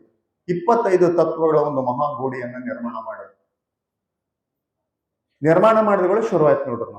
ನಾನು ಆರಂಭದ ಮರೆತು ಆ ಪ್ರಾಣಿಗೆ ಹಸಿವೆ ದೊಡ್ಡದಾಯ್ತು, ನಮಗೂ ಹಸಿವೆ ದೊಡ್ಡದಾಯ್ತು, ಒಬ್ಬರನ್ನೊಬ್ಬರು ಹೊಡೆದಾಡಿ ಸಾಯ್ತಾ ಇದ್ವಿ. ನನ್ನ ಸ್ವರೂಪದಲ್ಲಿರ್ತಕ್ಕಂಥ ಆನಂದವನ್ನೇ ಮರೆತು ಎಲ್ಲೋ ವಸ್ತುಗಳಲ್ಲಿ ಆನಂದ ಐತೆ ಅಂತ ಹುಡುಕೊಂತ ಹೊಂಟೀವಿ, ದುಡ್ಡಿನಾಗ ಆನಂದ ಐತೆ ಅಂತ ಹುಡುಕೊಂತ ಹೊಂಟೀವಿ. ಯಾಕಂದ್ರೆ ಒಳಗೆ ಗೋಡೆ ಐತಿ. ಎದಕ್ ಮಾಡಿದಂದ್ರೆ ಅದನ್ನ ಹೇಳ್ತಾರ ಅವ್ರ ಮುಂದೆ, ನಿರ್ಮಿಸಿ ಅದನ್ನ ಪಶುವೆನಿಸಿ ತಾನು ಪಶುಪತಿಯಾದನು. ನಾವೆಲ್ಲ ಪಶುಗಳಂದ್ರೆ ಏನು? ನಮ್ಮ ಅರಿವಿನ ನೆಲೆ ಗೊತ್ತಿಲ್ಲದವರು ಪಶುಗಳು. ಅದಕ್ಕೆ ಪಶುಪತಿ ಯಾರು? ಆತನೇ. ಬಸವಪ್ರಿಯ ಕೂಡಲ ಚೆನ್ನ ಸಂಗಯ್ಯನು ಈ ಪರಿಯಲ್ಲಿ ತನ್ನನ್ನ ಮರೆಯಿಸಿಕೊಂಡ ಜಗತ್ತಿಗೆ ಇಷ್ಟು ನಿರ್ಧಾರಕ್ಕೆ ಬರ್ಬೇಕು. ತಾನು ಮರಿಗೆ ನಿಂದ್ರಕ್ಕೆ ಇದೆಲ್ಲ ಒಂದು ಗೋಡೆ ಕಟ್ಟಿದ. ಈ ಗೋಡೆಯ ಆ ಕಡೆ ಇದೆಲ್ಲ ಆಟ ನಡೀತಾ ಇದೆ. ಗೋಡೆಯ ಈ ಕಡೆ ತಾನು ನಿಂತುಕೊಂಡಿದ್ದಾನೆ, ನೋಡ್ತಾ ಇದ್ದಾನೆ, ವಿನೋದ ಪಡ್ತಾ ಇದ್ದಾನೆ. ಹೆಂಗ್ ಮಾಡ್ತಾವಲ್ಲ ಇವೆಲ್ಲ ಎಲ್ಲ ಜೀವಿಗಳನ್ನ ನೋಡಿ ವಿನೋದ ಪಡ್ತಾ ಇದ್ದಾನೆ ಅಂತ ಶರಣರು ಹೇಳ್ತಾರೆ, ನಾವ್ ಹೇಳೋದಲ್ಲ. ಅದಕ್ಕಾಗಿ ಈಗ ನಮ್ದು ಉದ್ದೇಶ ಏನು ಶರಣರಂದ್ರೆ, ಬಸವಣ್ಣನವ್ರು ಯಾಕೆ ಮೂಲ ಸ್ವರೂಪವಾಗಿ ಬಂದಿಳಿದ್ರಂದ್ರೆ, ಈ ಗೋಡೆಯನ್ನ ಒಡೆದುಕೊಳ್ಳುವ ಮೂಲ ನೆಲೆ ಈ ಮನುಷ್ಯರಿಗೆ ತಿಳಿತಾ ಇಲ್ಲ, ಅದನ್ನ ಹೇಳೋಗಣ ಅಂತ ಬಂದ ಬಸವಣ್ಣ. ಬಸವಣ್ಣವ್ರು ಬಂದು ಶಿವಾಚಾರದ ಘನ ಉಳಿತೆಂದು ಈ ಗೋಡೆ ಇಲ್ಲೇ ಇಟ್ಕೊಂಡು ಹಿಂಗೆ ಇವು ಈ ಕಡೆ ಗೋಡೆ ಮಧ್ಯೆ ನಿಂತ್ಕೊಂಡು ವೇದಗಳು ನನಗೆ ಕೇಳಿದು ನಾನು ರಚನೆ ಮಾಡಿದೆ, ಶಾಸ್ತ್ರಗಳು ನನಗೆ ಕೇಳಿದು ನಾನು ಬರದೆ, ಪುರಾಣಗಳು ಬಂದು ದೇವ್ರ ಹಿಂಗಿದ್ದಾನೆ, ದೇವ್ರ ಹಂಗಿದ್ದಾನೆ, ದೇವ್ರ ಸರ್ವವ್ಯಾಪಿ ಇದ್ದಾನೆ, ಸರ್ವಶಕ್ತನಿದ್ದಾನೆ, ಹಂಗಿದ್ದಾನೆ ಹಿಂಗಿದ್ದಾನೆ, ಬರೆದು ಗ್ರಂಥಗಳು ಎಷ್ಟಾಗಿವೆ ಅಂದ್ರೆ ಬೆಟ್ಟದಷ್ಟು ಗ್ರಂಥಗಳಾಗ್ಬೋದು. ಈ ರೀತಿ ಆದದಕ್ಕೆ ಏನಾಯ್ತು, ನಮಗೆ ದೇವರು ನಿಜ ಸ್ವರೂಪ ತಿಳಿಯಲಿಲ್ಲ. ಅದಕ್ಕೆ ಬಸವಣ್ಣವರು ಒಂದು ಕಡೆ ಹೇಳ್ತಾರೆ, ನಾನಾ ಸ್ಥಾನದಲ್ಲಿದ್ದು ನಿಂದು ಬೆಂದು ತೊಳಲಿ ಬಳಲಿದನವನಲ್ಲ, ಮರ್ತ್ಯ ಲೋಕದಲ್ಲಿ ಶಿವಾಚಾರ ಘನದ ಹೂಳಿತ್ತೆಂದು ಕರ್ತನೆ ಮಹಾಪ್ರಸಾದಿಯಾಗಿ ಬಂದಿಳಿದನು, ಜ್ಞಾನವಾಗಿ ಬಂದಿಳಿದ. ಹಸ್ತ ಮಸ್ತಕ ಸಂಯೋಗವಿಲ್ಲದ ಮುನ್ನ ಆದಿ ಗುರು ಅನಾದಿ ಶಿಷ್ಯನೆಂಬುದ ದಿಟವ ಮಾಡಿ ಸಂಗಮನಾಥನೆಂಬ ಲಿಂಗವ ಕರಸ್ಥಲಕ್ಕೆ ತಂದುಕೊಟ್ಟನು. ಹೇಳ್ತಾರೆ, ನಾವಿವತ್ತು ಲಿಂಗ ಹಿಡಿದದ್ದು ಎದರ ಸಲುವಾಗಿ ಅಂದ್ರೆ, ನನ್ನೊಳಗೆ ಅಡ್ಡ ಬಂದ ಈ ಗೋಡೆಯನ್ನು ಹೊಡೆಯೋದ್ರ ಸಲುವಾಗಿ. ನೆನ್ಪಿಟ್ಟಕೋಬೇಕಿದ್ದನು. ನಾವು ಇದನ್ನೇನ್ ಮಾಡ್ತೀವಿ, ಇಲ್ಲಿ ಜಾತೀಯತೆ ನಳಸಕ್ ಲಿಂಗ ಬಂತು, ಎಷ್ಟು ಅದನ್ನು ಸೀಮಿತಗೊಳಿಸಿಬಿಟ್ಟಿವೆ ಅಂತಂದ್ರೆ, ಇನ್ನು ಕೆಲವರು ಹೇಳ್ತಾರೆ ಒಳಗ ಲಿಂಗ ಐತೆ, ಎದಕ್ ಬೇಕಪ್ಪ ಇದಂತ. ಲಿಂಗ ಐತಿ, ಎಲ್ಲಿ ಐತೆ? ಮತ್ತೆ ಗೋಡೆ ಹೊಡ್ಕೊಳ್ಳೋ ಮೊದಲು ಕಾಣ್ತದೆ ನಿನಗೆ. ಒಳಗೆ ಚಿಲ್ಲಿಂಗ ಐತೆ, ಮತ್ತೆ ಯಾಕೆ ಬೇಕು ಇಷ್ಟು ಲಿಂಗ ಅಂತ ಕೇಳೋರು ಬಹಳ ಜನ. ಲಿಂಗಾಯತರ ಕೇಳ್ತಾರೆ, ಬೇರೆ ಅಲ್ಲ. ನೀನು ಹೆಂಗ್ ಮಾಡಿ ಅಂದ್ರೆ, ನಿನಗ್ ಬೇಕಿದ್ದಂಗ ದೇವರನ್ನ ಸೃಷ್ಟಿ ಮಾಡಿ ಪೂಜಿಸ್ತಾ ಇದೀಯಾ, ಆದ್ರೆ ನೀನು ಮಾತ್ರ ಕತ್ತಲಿನಲ್ಲಿ ಇದೆಯಾ. ಇದು ನೆನಪಿಟ್ಟಕೋಬೇಕು. ಕತ್ತಲನ್ನು ಒಡ್ಕೊಳ್ಳಾರ್ದ ನೀನು ಮೂರ್ತಿ ಮಾಡಿದದಕ್ಕೆ ಅದಕ್ಕೆ ಅಲ್ಲಮ್ಮ ಪರ್ವಗಳು ಏನಂತಾರೆ ಅಂದ್ರೆ, ಕಟ್ಟು ಗೂಟಕ್ಕೆ ತಂದ ದೇವರು. ಹೆಸರಂಗಿಟ್ಟಾರ ಮಾಡಿರಿ ಏನು? ಶಿವನ ಮೂರ್ತಿ ಮಾಡಿದ್ವಿ, ಗಣಪನ ಮೂರ್ತಿ ಮಾಡಿದ್ವಿ, ಸರಸ್ವತಿ ಮೂರ್ತಿ ಮಾಡಿದ್ವಿ. ಅದೇ ಕಲ್ಲು ತಂದ ಒಂದು ಆಕಾರ ಮಾಡಿ ಇಟ್ಟು ಪ್ರಾಣ ಪ್ರತಿಷ್ಠೆ ಮಾಡಿ ಅದಕ್ಕೆ ದಿನ ಪೂಜಾ ಮಾಡಿ ನೀರು ಹಾಕಿ ಏನೇನೋ ಮಾಡಿ ಪೂಜಿಸಿದ್ವಲ್ಲ, ಆ ದೇವರು ಏನ್ದಿ ಅಂತಾರಂದ್ರೆ ಕಟ್ಟುಗೂಟಕ್ಕೆ ತಂದ ದೇವರು. ಕಟ್ಟುಗೂಟಕ್ಕೆ ತಂದದ್ದೇನಂದ್ರ, ದನ ತಿರುಗಾಡ್ತಾ ಇದೆ ಊರೊಳಗೆ ಗೂಳಿ, ಆ ಗೂಳಿ ತಿರುಗಾಡಬೇಕದು. ಗೂಳಿ ಅಂದ್ರೆ ತಿರುಗಾಡಬೇಕದು.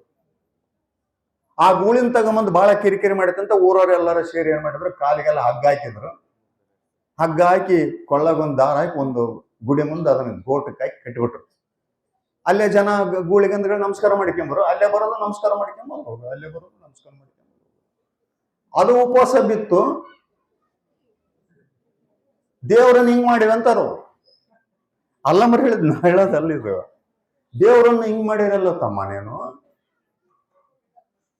ನಿಜ ಅದು. ಎಂದೂ ಶರಣರು ತಪ್ಪುಗಳ ಮಾತುಗಳನ್ನು ಹೇಳೋದಲ್ಲ. ಯಾಕಂದ್ರೆ ವಾಯದ ಪಿಂಡಿಗೆ ಮಾಯದ ದೇವರಿಗೆ ವಾಯಕ್ಕೆ ಪೂಜಿಸಿ ಬಳಲುವರು ನೋಡ. ಇದು ವಾಯದ ಪಿಂಡ. ಇದು ಇಲ್ಲಿ ಒಳಗಡೆ ಕತ್ತಲಿ ಇದೆ, ಇದಕ್ಕೆ ವಾಯದ ಪಿಂಡ ಅಂತಾರ. ಮತ್ ನೀನು ಪೂಜಿಸೋದು ಮಾಯದ ದೇವರು. ಅದರೊಳಗೂ ಮಾಯಾವರಣ ಐತಿ, ಕಲ್ಲಿನೊಳಗೂ ಸಹಿತ ಮಾಯಾವರಣ ಐತಿ. ಈ ರೀತಿ ಪೂಜೆ ಮಾಡಿ ಮಾಡಿ ಮಾಡಿ ಬಳಲಿ ಹೋಗಿಯಲ್ಲ ನೀನು. ಮತ್ತೆ ಇನ್ ಮುಂದೆ ಚಂದ ಹೇಳ್ತಾರಂದ್ರೆ, ಕಟ್ಟು ಗೂಟಕ್ಕೆ ದಂದ ದೇವರ ಪೂಜಿಸಲು ಏನಾಯ್ತು ಅಂತ ಹೇಳ್ತಾರಂದ್ರೆ, ಸೂಜಿಯ ಪೋಣಿಸಿ ದಾರವ ಮರೆತಂತೆ ಹೊಲಿಗೆ ಬಿಚ್ಚಿತ್ತು ಗುಹೇಶ್ವರ. ಏನ್ ಬೇಕು ದೇವರನ್ನ ಪೂಜೆ ಮಾಡಿ ಮಾಡಿ ಮಾಡಿ ಮಾಡಿ. ಉದಾಹರಣೆ ಹೆಂಗ್ ಕೊಡ್ತಾರಂದ್ರೆ, ಒಂದು ಬಟ್ಟೆ ಹರಿದಿತ್ತಂದ್ರೆ ಹೊಲಿಗೆ ಹಾಕ್ಬೇಕಾದ್ರೆ ಹಿಂಗಿಟ್ಟು ನಾವೇನ್ ಮಾಡ್ತೀವಿ, ಅದಕ್ಕೆ ದಾರ ಪೋಣಿಸಿ ಹೊಲಕಂತ ಹೋದ್ರೆ ಎರಡು ಕೂಡ್ತೈತೆ. ಹೌದಿಲ್ರಿ? ದಾರ ಹಿಂಗಲ್ರಿ, ಆ ದಾರನೇ ಒಳಗ ಹಿಂದ ಪೋಣಿಸೇ ಇಲ್ಲ, ಸುಮ್ಮನೆ ಚುಚ್ಕೊಂತ ಹೊಂಟೀವಿ ನಾವು. ಬಟ್ಟೆ ತೂತು ಬಿತ್ತೆ ಹೊರತು ಬಟ್ಟೆ ಕೂಡ್ಲಿಲ್ಲ. ಹೊಲಿಗೆ ನೋಡ್ರಿ, ಉಪಮೆಗಳು ಹೆಂಗಿದಾವೆ ಶರಣರು. ಹೊಲಿಗೆ ಬಿಚ್ಚಿತ್ತು ಗುಹೇಶ್ವರ.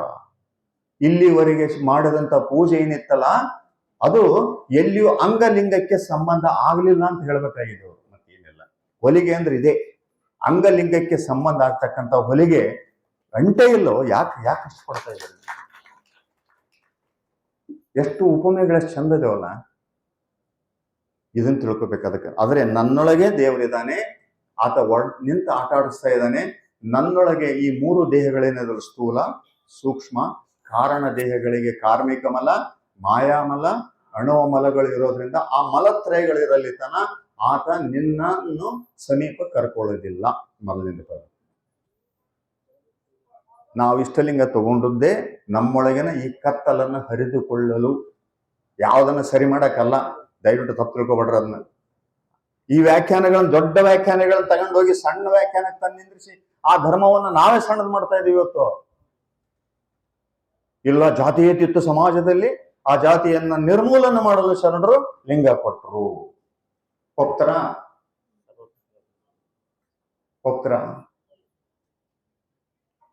ಇದು ಇರೋದೆಲ್ಲಿ ಅಸ್ತಿತ್ವ? ನಾವು ಎಲ್ಲಿ ವ್ಯಾಖ್ಯಾನ ಮಾಡೋದಿಲ್ಲಿ? ಹೋಗುತ್ತಾ ಜಾತೀಯತೆ ಎಲ್ಲಿಯಾದರೂ? ಮಾತಾಡಿಬಿಟ್ರೆ ಹೋಗುತ್ತಾ? ಇಲ್ಲ. ಕತ್ತಲು ತುಂಬಿದಂತಹ ಮನಸ್ಸಿನಲ್ಲಿ ಜಾತಿ ಇದ್ದೇ ಇರುತ್ತೆ. ಆ ಕತ್ತಲಿನಲ್ಲೇ ಜಾತಿ ಅಡಗಿರೋದು, ಅದನ್ನ ತಿಳ್ಕೊಳ್ರಿ. ಮನುಷ್ಯನಿಗೆ ಕತ್ತಲಿಲ್ಲ ಅಂದ್ರೆ ಯಾವ ಮನುಷ್ಯನನ್ನ ಬೇರೆ ಬೇರೆಯಾಗಿ ನೋಡಕ್ ಸಾಧ್ಯನೇ ಇಲ್ಲ. ಶರಣರು ಅದನ್ನ ತಿಳ್ಕೊಂಡ್ರು. ಅವ್ರು ಮೊದಲು ಕತ್ತಲೆ ಬೀಜ ನಿನ್ನೊಳಗಿದೆ ಅಂತಂದ್ರು ಅವರು. ಕತ್ತಲೆ ಬೀಜದ ಕಾರಣ ನಿನ್ನ ಹೆಣ್ಣು ಗಂಡಂತ ಭೇದ ಮಾಡಿದೀಯಾ. ಜನಸಂಖ್ಯೆ ಅರ್ಧದಷ್ಟಿರುವ ಹೆಣ್ಣು ಮಕ್ಕಳಿಗೆ ಧರ್ಮದಿಂದ ದೂರ ಮಾಡಿದಿರಿ ನೀವು. ಇದೆಲ್ಲವನ್ನು ಹೋಗಲಾಡಿಸಿದಂತ ಶರಣರು ಇಡೀ ಸೃಷ್ಟಿಯೊಳಗ ಅಡಗಿರುವ ದೇವನ ಸ್ವರೂಪವನ್ನ ಕೊಡೋದಕ್ಕೆ ಮನಸ್ಸು ಮಾಡಿದ್ರು. ಅದೇ ಶಿವಾಚಾರದ ಅಖಂಡ ಘನ. ನೆನ್ಪಿಟ್ಕೊಡ್ರಿ, ಎಷ್ಟು ದೊಡ್ಡ ಕೆಲಸ ಮಾಡಿದ್ದಾರೆ ಶರಣರು. ಈ ಯಾವ ಅಂಶಗಳು ಸಹಿತ ವೇದ ಆಗಮಗಳಿಗೆ ನಿಲುಕಲಿಲ್ಲ. ನೆನ್ಪಿಟ್ಕೊಡ್ರಿ ಮಾತನ್ನ. ಮೊದ್ಲಿದ್ದಿಲ್ಲನ್ರಿ. ಇವತ್ತು ಬಹಳ ಮಂದಿ ಹೇಳ್ತಾರೆ. ನಮ್ಮ ಒಬ್ಬ ಸ್ವಾಮೀಜಿ ಹೇಳಿದ್ರು, ವೇದಾಗಮಗ ಉಪನಿಷತ್ತುಗಳಲ್ಲಿ ಆ ಶಾಸ್ತ್ರಗಳಲ್ಲಿ ಇದ್ದದ್ದು ಸಂಸ್ಕೃತದಲ್ಲಿತ್ತು, ಶರಣರದನ್ನ ಕನ್ನಡಕ್ಕೆ ಅನುವಾದ ಮಾಡಿದ್ರು. ಅದರಲ್ಲಿರುವ ವಿಚಾರಗಳೆಲ್ಲವೂ ಇಲ್ಲಿದ್ದಾವೆ, ಅದೇನು ಹೊಸದಿಲ್ಲ. ಬನ್ನಂಜನ ತಾಯಿ ಅದೇ ಹೇಳ್ತಾಳೆ, ಇನ್ನೊಬ್ರು ಅದನ್ನೇ ಹೇಳ್ತಾರೆ. ಅದಕ್ಕೆ ಹೇಳ್ತಾರೆ ವಚನಕಾರ ಒಂದ್ ಕಡೆ, ವೇದಗಳಿಗೆ ದೇವನನ್ನ ವರ್ಣಿಸುವುದು ಗೊತ್ತಿತ್ತೇ ಹೊರತು ದೇವನ ಒಡಲೊಳಗೆ ಸೇರುವುದು ಗೊತ್ತಿರಲಿಲ್ಲ. ನೆನ್ಪಿಟ್ಕೊಳ್ರಿ. ವಿಧ ವಿಧವಾಗಿ ಬಣ್ಣಿಸಿದರೆ ವೇದಗಳೇ ನೀವು ದೇವನನ್ನ. ಆದ್ರೆ ದೇವನ ಆಂತರ್ಯದಲ್ಲಿರುವ ಗುರುಲಿಂಗ ಜಂಗಮ ತತ್ವಗಳನ್ನು ನೋಡೋದು ಬರಲಿಲ್ಲ ನಿಮ್ಗೆ ಅಂತ ಬಸವಣ್ಣವ್ರು ಹೇಳ್ತಾರೆ. ಮತ್ತೆ ಎರಡು ಒಂದೇ ಹೆಂಗಾಗ್ತವೆ ಹೇಳ್ರಿ? ನಾವು ಇವತ್ತು ಸಹಿತ ಆತನ ಪಕ್ಕದಾಗ ಕುಂತ್ಕೊಂಡವ್ರು ನಾವು ಹಿಂಗ್ ಚಪ್ಪಾಳೆ ಹೊಡಿತಿರ್ತೀವಿ, ಅವ್ರು ಹೇಳ್ತಾ ಇರ್ತಾರೆ ಇದನ್ನ, ನಾವು ಚಪ್ಪಾಳೆ ಹೊಡಿತಿರ್ತೀವಿ. ಹೌದು, ಎಂತ ರೀತಿ ಚಂದ ಹೇಳಿದ್ರಲ್ಲಪ್ಪ ಸ್ವಾಮಿಗಳು. ಪಕ್ಕದವ್ರು ನೋಡಿ ಅಲ್ವಾ, ಎಷ್ಟು ದುರಂತಲ್ಲ ಇದು. ಇದಕ್ಕೆ ಕಾರಣ ಏನಂತಂದ್ರೆ ಈ ಪರಿಯಲ್ಲಿ ಚಿಂತನೆಗಳು ಆಗಿಲ್ಲ. ದೊಡ್ಡ ದೊಡ್ಡ ವ್ಯಕ್ತಿಗಳ ಕುಂತು ಚಪ್ಪಾಳೆ ಹೊಡೆದ್ರು ಪೇಜಾವರ ಶ್ರೀಗಳ ಮಾತು ಕೇಳಿ ಬಹಳ ನೋವನಿಸ್ತು ನಮಗೆ. ಕಾರಣ ಏನಂತಂದ್ರೆ ಅವೆರಡರ ಮಧ್ಯ ಶರಣರು ಹೇಳಿದ ವಿಷಯ ಮತ್ತು ವೇದಗಳಲ್ಲಿ ಹೇಳಿದ ವಿಷಯಗಳಿಗೆ ಮಧ್ಯ ಅಂತರ ಏನೈತೆ ಅಂತ ಗುರುತಿಸೋದಕ್ಕೆ ಸಾಧ್ಯ ಆಗ್ತಾ ಇಲ್ಲ ಇಲ್ಲಿ ತನ. ಕಾರಣ ವಚನಗಳನ್ನ ಇಲ್ಲೇನ್ ಚಿಂತನೆ ಮಾಡ್ತಿದ್ವಲ್ಲ ಈ ಪರಿಯಲ್ಲಿ ಚಿಂತನೆಗಳು ಇಲ್ಲಿ ತನ ಮಾಡಿಲ್ಲ. ಅದಕ್ಕಾಗಿ ನಾವೆಲ್ಲ ಇವತ್ತು ಅದನ್ನ ಸರಿಯಾಗಿ ತಿಳ್ಕೊಬೇಕಂತಾನೆ ಇವತ್ತು ಎಷ್ಟೇ ಜನ ಆಗ್ಲಿ, 200 ಜನ ಆಗ್ಲಿ, 300 ಜನ ಆಗ್ಲಿ, ಸತ್ಯವನ್ನ ತಿಳ್ಕೊಬೇಕಾಗಿದೆ ಇವತ್ತು. ಅದಕ್ಕಾಗಿ ಒಳಗೆ ನಿಂತಾತ ಈ ರೀತಿ ಕತ್ತಲನ್ನ ಹಬ್ಬಿದ್ರಿಂದ ಹಿಂಗೆ ನಡೀತಾ ಇದ್ದಾವೆ. 60 ವರ್ಷ 70 ವರ್ಷದಿಂದ ವಚನಗಳನ್ನ ಓದಿವಿ, ಇನ್ನು ತಾನು ಈ ತಿಳಿವಲ್ದು. ಅದಕ್ಕೇನಂದ್ರೆ ಅದು ಒಂದು ರೀತಿಯ ಅಜ್ಞಾನ. ಅದಕ್ಕೆ ಅಲ್ಲಮರು ಬೇಸತ್ಕೊಂಡು ಹೇಳ್ತಾರೆ ಒಂದ್ ಕಡೆ, ಇಷ್ಟೆಲ್ಲ ಸೃಷ್ಟಿ ಮಾಡಿದಲ್ಲ, ಯಾರಾದ್ರೂ ದೇವರನ್ನ ಪ್ರಶ್ನಿಸಿದ್ರೆ, ದೇವರನ್ನ ಅಲ್ಲಗಳೆದಿದ್ರೆ, ದೇವರನ್ನ ಬೈದಿದ್ರೆ ಶರಣರೇ, ಬೇರೆ ಯಾರಿಗೂ ತಾಕತ್ತಿಲ್ಲ, ಯಾರಿಗಿಲ್ಲ. ಇಷ್ಟು ಜೀವಿಗಳನ್ನ ಹುಟ್ಟಿಸಿದಪ್ಪ ನೀನು. ಅಲ್ಲಮರು ಹೇಳ್ತಾರೆ, ಬ್ರಹ್ಮ ಪಾಶ ವಿಷ್ಣು ಮಾಯೆ ಹೆಣ್ಣು ಒನ್ನು ಮಾಯ ಎಂಬ ಬಲೆ ಬೀಸಿ ಆಶೆ ಎಂಬ ಗುಟಕನಿಕ್ಕಿ ಹೇಸದೆ ಕೊಂದೆಯಲ್ಲ ಗುಹೇಶ್ವರ. ಯಾರು ಮಾಡಂತ ಹೇಳಿದ್ರು ನಿನಗ ಅಂತಾರು? ಯಾರು ಮಾಡಂತ ಹೇಳಿದ್ರು? ಇನ್ ಪಾಶ ಹಾಕಂತಾರನ್ನು ಹೇಳಿದಾರೆ ಯಾರು? ಹೆಣ್ಣು ಒನ್ನು ಮಣ್ಣನ್ನು ಎದುರಿಗಿಟ್ಟ ಅಂತ ಹೇಳಿದಾರೆ ಯಾರು? ಇಟ್ಟರು ಪರವಿದ್ದಿಲ್ಲ, ಆಶೆ ಎಂಬ ಮನಸ್ಸನ್ನು ಇಟ್ಟವ್ರು ಯಾರು? ಇಷ್ಟು ಮಂದಿನ ಕೊಲ್ಲಿದಲ್ಲ ನೀನು. ಮಿಸ್ಟೇಕ್ ಯಾರ್ದದು? ಹಿಂದೆ. ಎಷ್ಟು ತಾಕತ್ತು ಶರಣರದಲ್ಲ. ಅದು ಆ ರೀತಿ ಪ್ರಶ್ನೆ ಮಾಡಿದವರು ಯಾರಂದ್ರೆ ಶರಣರು. ಅದಕ್ಕಾಗಿ ನಾವು ಗುರುತಿಸ್ಕೊಳ್ಬೇಕು, ನನ್ನೊಳಗೆ ಇದೆ ಆ ಪರವಸ್ತು, ನನ್ನೊಳಗೆ ನನ್ನ ಬ್ರಹ್ಮರಂಧ್ರದ ಮೂಲಕ ತಾಯಿಯ ಗರ್ಭದಲ್ಲಿ ಪ್ರವೇಶ ಮಾಡುವಾಗನೇ ಪ್ರವೇಶ ಆಗಿದೆ. ಅದು ಅಂತರಾತ್ಮನಾಗಿ ಜೀವಾತ್ಮನಾಗಿ ನಮ್ಮ ಪ್ರತಿ ಉಸಿರಿನಲ್ಲಿಯೂ ಅದು ಪರಮಾತ್ಮನ ಸಂಪರ್ಕ ಇದೆ. ನಮಗೆ ನೆನ್ಪಿಟ್ಕೋಬೇಕದು. ನಾವೇನ್ ತಿಳ್ಕೊಂಡಿದ್ದು ನಾವು ಇಷ್ಟೇ ಇದೀವಿ ಅಂದದಕ್ಕೆ ಹಂಗಾಗಿದೆ. ಇಷ್ಟಿಲ್ಲ, ನಾವು ಜಗದಗಲ ಮುಗಿಲಗಲವಾಗಿದ್ದೇವೆ. ನಮ್ಮ ಸ್ವರೂಪ ಸುಮ್ಮನೆ ಒಂದ್ಸಲ ಭಾವಿಸ್ರಿ, ಹಿಂಗ ನಾನು ಎಷ್ಟು ಹತ್ತಿರಕ್ಕೆ ಇದ್ದೀನಿ ಅಂದ್ರೆ ಅಷ್ಟತ್ರ ಇದ್ದೇನೆ. ಇಷ್ಟು ರೀತಿ ಭಾವಿಸ್ಕೊಳ್ರಿ, ಒಂದ್ಸಲ ರೋಮಾಂಚನ ಆಗ್ತೈತಿ. ಯಾಕಂದ್ರೆ ದೇವ ನನ್ನೊಳಗೆ ವಾಸ ಮಾಡಿದಾನೆ. ಸರಿ, ಒಂದೇದು ವಾಸ ಮಾಡೋದ ರೀತಿ ಆಯ್ತು. ಇದು ದೇವರು ಎಂದರೆ ಏನಂತಂದ್ರೆ ಒಂದ್ ನೆನ್ಪಿಡ್ಬೇಕು, ದೇವರು ಮೂರ್ತಿ ಅಲ್ಲ. ಮೊದಲೇ ತಿಳ್ಬೇಕು. ಯಾಕಂದ್ರೆ ಮೂರ್ತಿ ಪೂಜೆಯಿಂದನೇ ಗದ್ಲಕ್ಕೆ ಬಿದ್ದೀವಿ ನಾವು ಇಲ್ಲಿ ತನಕ. ದುರ್ಗಮ್ಮ, ದ್ಯಾವಮ್ಮ, ಈಶ್ವರ, ಆಂಜನೇಯ, ಅದು ಇದು, ಏಸು ದೇವರು. ಒಂದೂರಿಗೆ ಹೋದ್ರೆ ಕಾಲಿಡಕ್ ಜಾಗ ಇಲ್ಲ, ಬರೇ ದೇವ್ರ ಗುಡುಗಳೇ, ಒಂದೇ ಪಾಷಾಣ. ಇಷ್ಟ ಆಯ್ತಲ್ಲ, ಯಾಕೆ ಅಲ್ಲಿ ಮಾಡ್ಬೇಡ್ರಿ ಅಂತ ಶರಣರು ಹೇಳಿದ್ರಂತ ಒಂದು ಕಾರಣ ಇದೆ, ಬಲವಾದ ಕಾರಣ ಇದೆ. ಅಲ್ಲಿಗೆ ಹೋಗ್ಬೇಡ್ರಿ ಸ್ಥಾವರ ಪೂಜೆಕಂತಂದ್ರೆ, ನೀನು ಅಲ್ಲಿಗೆ ಹೋದ್ರೆ ನಿನ್ನೊಳಗಿನ ದೇವನನ್ನ ಮರಿತೀಯ ನೀನಂತ ಸದುದ್ದೇಶ ಇದೆ ಅಲ್ಲಿ ಅವರಿಗೆ. ಲಿಂಗ ಕಟ್ಟಿಕೊಂಡು ನೀನೇ ದೇವರಂತ ಭಾವಿಸಿ ಅಲ್ಲಿಗೆ ಹೋದ್ರೆ ಯಾಕೆ ಶರಣರು ಅಲ್ಲಗಳಿತಾರಂದ್ರೆ, ನಿನ್ನೊಳಗಿನ ಆ ಸ್ವರೂಪ ಮರೆಯಾಗ್ತೈತೆ, ಅದಕ್ಕೆ ಅಂತ ಹೇಳ್ತಾರೆ ಅವರು. ಅಂತ ಒಂದು ಕಾರುಣ್ಯ ಅವ್ರದ್ದು. ಇದು ಸ್ವರೂಪ, ಅದು ಬೆಳಕು, ಅದು ದೇವರು. ಈಗಾಗಲೇ ಬೆಳಗ್ಗೆ ಅವರು ಹೇಳಿದರು, ಎಲ್ಲಾ ಧರ್ಮಗಳು ಹೇಳೋದು ಏನಂದ್ರೆ ದೇವರು ಎನ್ನುವುದು ಬೆಳಕು. ಆ ಬೆಳಕು ಅಲ್ಲಾ ಏಕ್ ನೂರ್ ಹೈ ಅಂತ ಇಸ್ಲಾಂ ಅಂದ್ರು. ಗಾಡ್ ಈಸ್ ಲೈಟ್ ಅಂತೇಳಿ ಕ್ರಿಶ್ಚಿಯನ್ರಂದ್ರು. ನಮ್ಮ ದೇವರು ಬೆಳಕು ಅಂದ್ರು. ದೇವರು ಅದಕ್ಕೆ ಬೇರೆ ಬೇರೆ ಅರ್ಥಗಳು ಬೇಕಾದಷ್ಟು ಕೊಡ್ತಾರೆ. ದಿವ್ ಅಂದ್ರೆ ಬೆಳಕು, ಆ ಶಬ್ದದಿಂದನೇ ಬಂದದ್ದು. ದಿವ್ ಅಂದ್ರೆ ಮಹಾಬೆಳಕು. ಬೆಳಕಂದ್ರೆ ಈ ರೀತಿ ಸೂರ್ಯನ ಬೆಳಕಲ್ಲ, ಸೂರ್ಯನ ಬೆಳಕಿಗೆ ಬೆಳಕಾದದ್ದು. ಚಂದ್ರನ ಬೆಳಕಿಗೆ ಬೆಳಕಾದದ್ದು. ಅದು ಅಂಥ ದೇವರು ಇಡೀ ಸೃಷ್ಟಿಯಲ್ಲೆಲ್ಲ ಇದೆ. ಮತ್ತು ಬೇರೆ ಬೇರೆ ಹೇಳಿದ್ರಲ್ಲ, ದೇವರ ಸ್ವರೂಪ ಬಗ್ಗೆ ಹೇಳುವಾಗ ಕ್ರಿಶ್ಚಿಯಾನಿಟಿ ಹೇಳುತ್ತೆ ದೇವನು ಒಬ್ಬ ಇದ್ದಾನೆ, ಅದೇ ರೀತಿ ಹೇಳುತ್ತೆ ಆತ ಬೆಳಕಾಗಿದ್ದಾನೆ.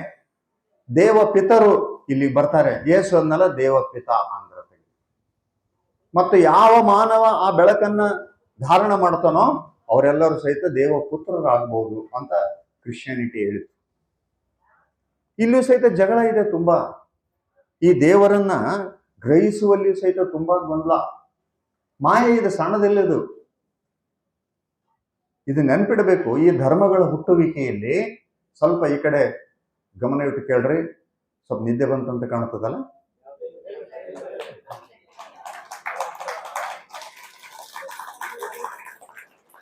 ಇಲ್ಲ, ಯಾಕಂದ್ರೆ ಗಹನವಾದ ವಿಷಯಗಳು, ಮನಸ್ಸಿಗೆ ತಾಗದ ವಿಷಯಗಳು ಕೇಳ್ಕೊಳ್ಳೆ ಅದು ಹೇಳ್ತೈತೆ ಮಕ್ಕಂಬುಡ್ ನೀನ್ ಯಾರು ನೋಡಲ್ಲ ಅಂತ.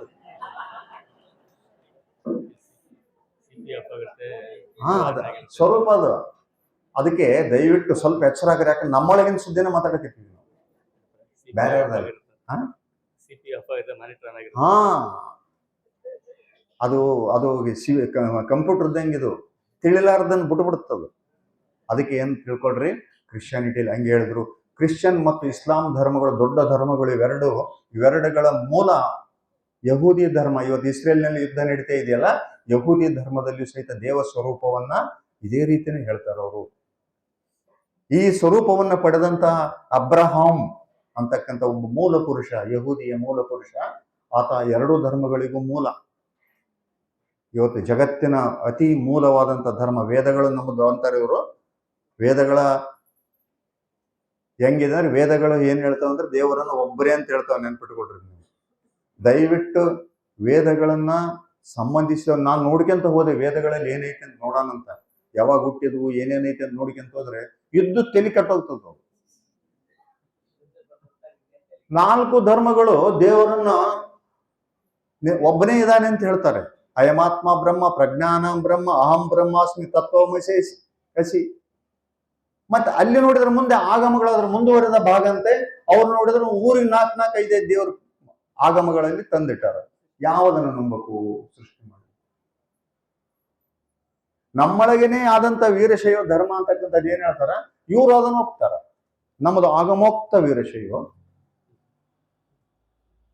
ಎಂಥ ಅದ್ಭುತ ಸಿದ್ಧಾಂತ ಕೊಟ್ಟಂತ ಬಸವಣ್ಣನನ್ನು ಬಿಟ್ಟು ಈ ಕಡೆ ಹಂಗೆ ಅಂತ ಬಸವಣ್ಣ ನಮ್ಮ ಧರ್ಮವನ್ನು ಉದ್ಧರಿಸಿದಲ್ಲ, ನಿಮ್ಮ ಅಜ್ಞಾನವನ್ನ ಕಳೆದ. ಉದ್ಧಾರ ಮಾಡಕ್ ನಿಂತಾಗ ಏನಾರು ಇತ್ತ? ಬಂಡವಾಳನೇ ಇಲ್ಲ. ಅದಕ್ಕಾಗಿ ಎಲ್ಲಾ ಧರ್ಮೀಯರು ಬಂದ್ರು ಬಸವಣ್ಣನ ಸಮೀಪ. ಅಯ್ಯೋ ಹೌದಲ್ಲ, ನಿಜ ಹೇಳಿದ ಬಸವಣ್ಣ ಅಂತೇಳಿ ಸೂಫಿ ಸಂತ ಮರುಳಶಂಕರ ದೇವ ಬಂದ. ಶೈವ ಪರಂಪರೆಯ ಪಂಡಿತರಾಧ್ಯರು ಬಂದ್ರು. ನಾಥ ಪಂಥದ ಸಿದ್ದರಾಮ ಬಂದ, ಅಲ್ಲಮ ಪರವಗಳು ಬಂದ್ರು. ಒಬ್ರ ಇಬ್ರ ಒಂದು ಧರ್ಮದವರಲ್ಲ, ಎಲ್ಲಾ ಧರ್ಮದವರು ಬಂದ್ರು, ಎಲ್ಲಾ ಪಂಥದವರು ಬಂದ್ರು, ಎಲ್ಲಾ ಕಾಯಕ ಜೀವಿಗಳು ಬಂದ್ರು.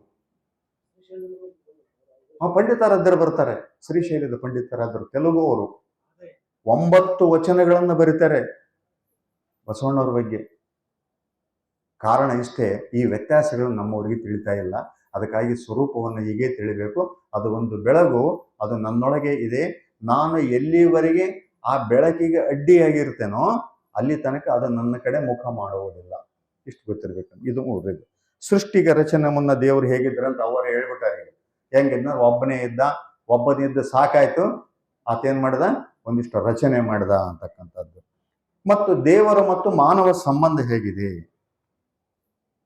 ದೇವರು ಮತ್ತು ಮಾನವ ಸಂಬಂಧ ಹೇಗಿದೆ ಅಂತಕ್ಕಂಥದ್ದು. ಈಗಾಗಲೇ ನಾವು ನೋಡಿದ್ವಲ್ಲ, ಈಗ ಮಾನವ ಸಂಬಂಧ ಹೆಂಗಿದೆ ಅಂದ್ರೆ ನಮ್ಮೊಳಗೆ ಹೆಂಗಿದಾನಂತ, ಎಲ್ಲಿದ್ದಾನೆ. ಹಂಗಾದ್ರೆ ಬೆಳಗ್ಗೆನ ನಾವು ಸ್ವಲ್ಪ ಚಿಂತನೆ ಮಾಡಿದ ಇದ್ರ ಬಗ್ಗೆ. ಭಾವದಲ್ಲಿ ನೆಲೆ ಮಾಡಿಕೊಂಡಿದ್ದಾನೆ. ಹೌದ್ರಿ, ನಮ್ಮೊಳಗೆ ಅಂತ. ನಮ್ಮೊಳಗೆ ಎಲ್ಲಿದಾನ? ಕಾಲ್ನಾಗದನೋ, ಕೈಯಾಗದನೋ, ಮೆದುಳಿನಾಗದನೋ, ಎಲ್ಲಿದಾನತ? ಭಾವದೊಳಗೆ ಇದ್ದಾನೆ. ನೆನ್ಪಿಟ್ಕೋಬೇಕು. ಭಾವ ಅಂದ್ರೆ ಹೇಳಿದೆ ಎಷ್ಟು ದೊಡ್ಡದೈತಿ. ಭಾವ ಅಂದ್ರೆ ಅದು ಶಿವನಷ್ಟೇ ಎತ್ತರ ಐತಿ. ನಮ್ಮ ಭಾವದ ವ್ಯಾಪ್ತಿ ಗೊತ್ತಿಲ್ಲ ನಮಗೆ. ಅದಕ್ಕೆ ಒಂದು ವಚನದಲ್ಲಿ ಹೇಳ್ತಾರವರು, ಏನಂತ ಹೇಳ್ತಾರೆ?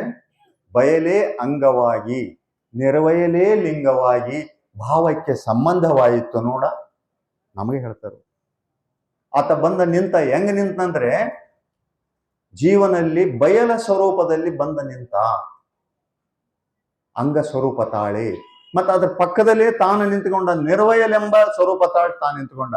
ಇವೆರಡು ರೂಪಗಳು ನಮ್ಮೊಳಗಿದ್ದಾವೆ, ನೆನ್ಪಿಟ್ಕೊಟ್ರು, ಭಾವದೊಳಗಿದ್ದಾವೆ. ಇದಕ್ಕೆ ಭಾವ ಅಂತ ಕರೀತಾರೆ, ಭಾವ. ಮತ್ತು ಈ ರೀತಿ ಇದ್ದದಕ್ಕೆ ಏನ್ ಮಾಡಿದ್ವಿ ನಾವು? ಆ ಬಯಲ ಅಂಗ ನಮ್ಮೊಳಗೆ ವಿಸ್ತರಿಸಿಕೊಳ್ಳದೇ ಇರುವ ಕಾರಣ ನಾವು ಭಾವದ ಕೆಲವು ತುಂಬಿಕೊಂಡಿವಿ. ಏನಂತ? ನಾವು ಇಂಥವ್ರು, ಅಂಥವ್ರು, ಮನುಷ್ಯರು, ನಾವು ಸಾವುಕಾರರು, ನಾವು ದೊಡ್ಡವರು, ಅದು ಇದು ಏನೇನು ತುಂಬಿಕೊಂಡಿವಲ್ಲ, ಇದು ಇರೋದು ಭಾವದಾಗನೇ, ನೆನ್ಪಿಟ್ಕೊಡ್ರಿ. ಇದು ಇರೋದು ಅಲ್ಲೇ, ಅದು ಇರೋದು ಅಲ್ಲೇ, ಪಕ್ಕದಾಗ ಐತದು.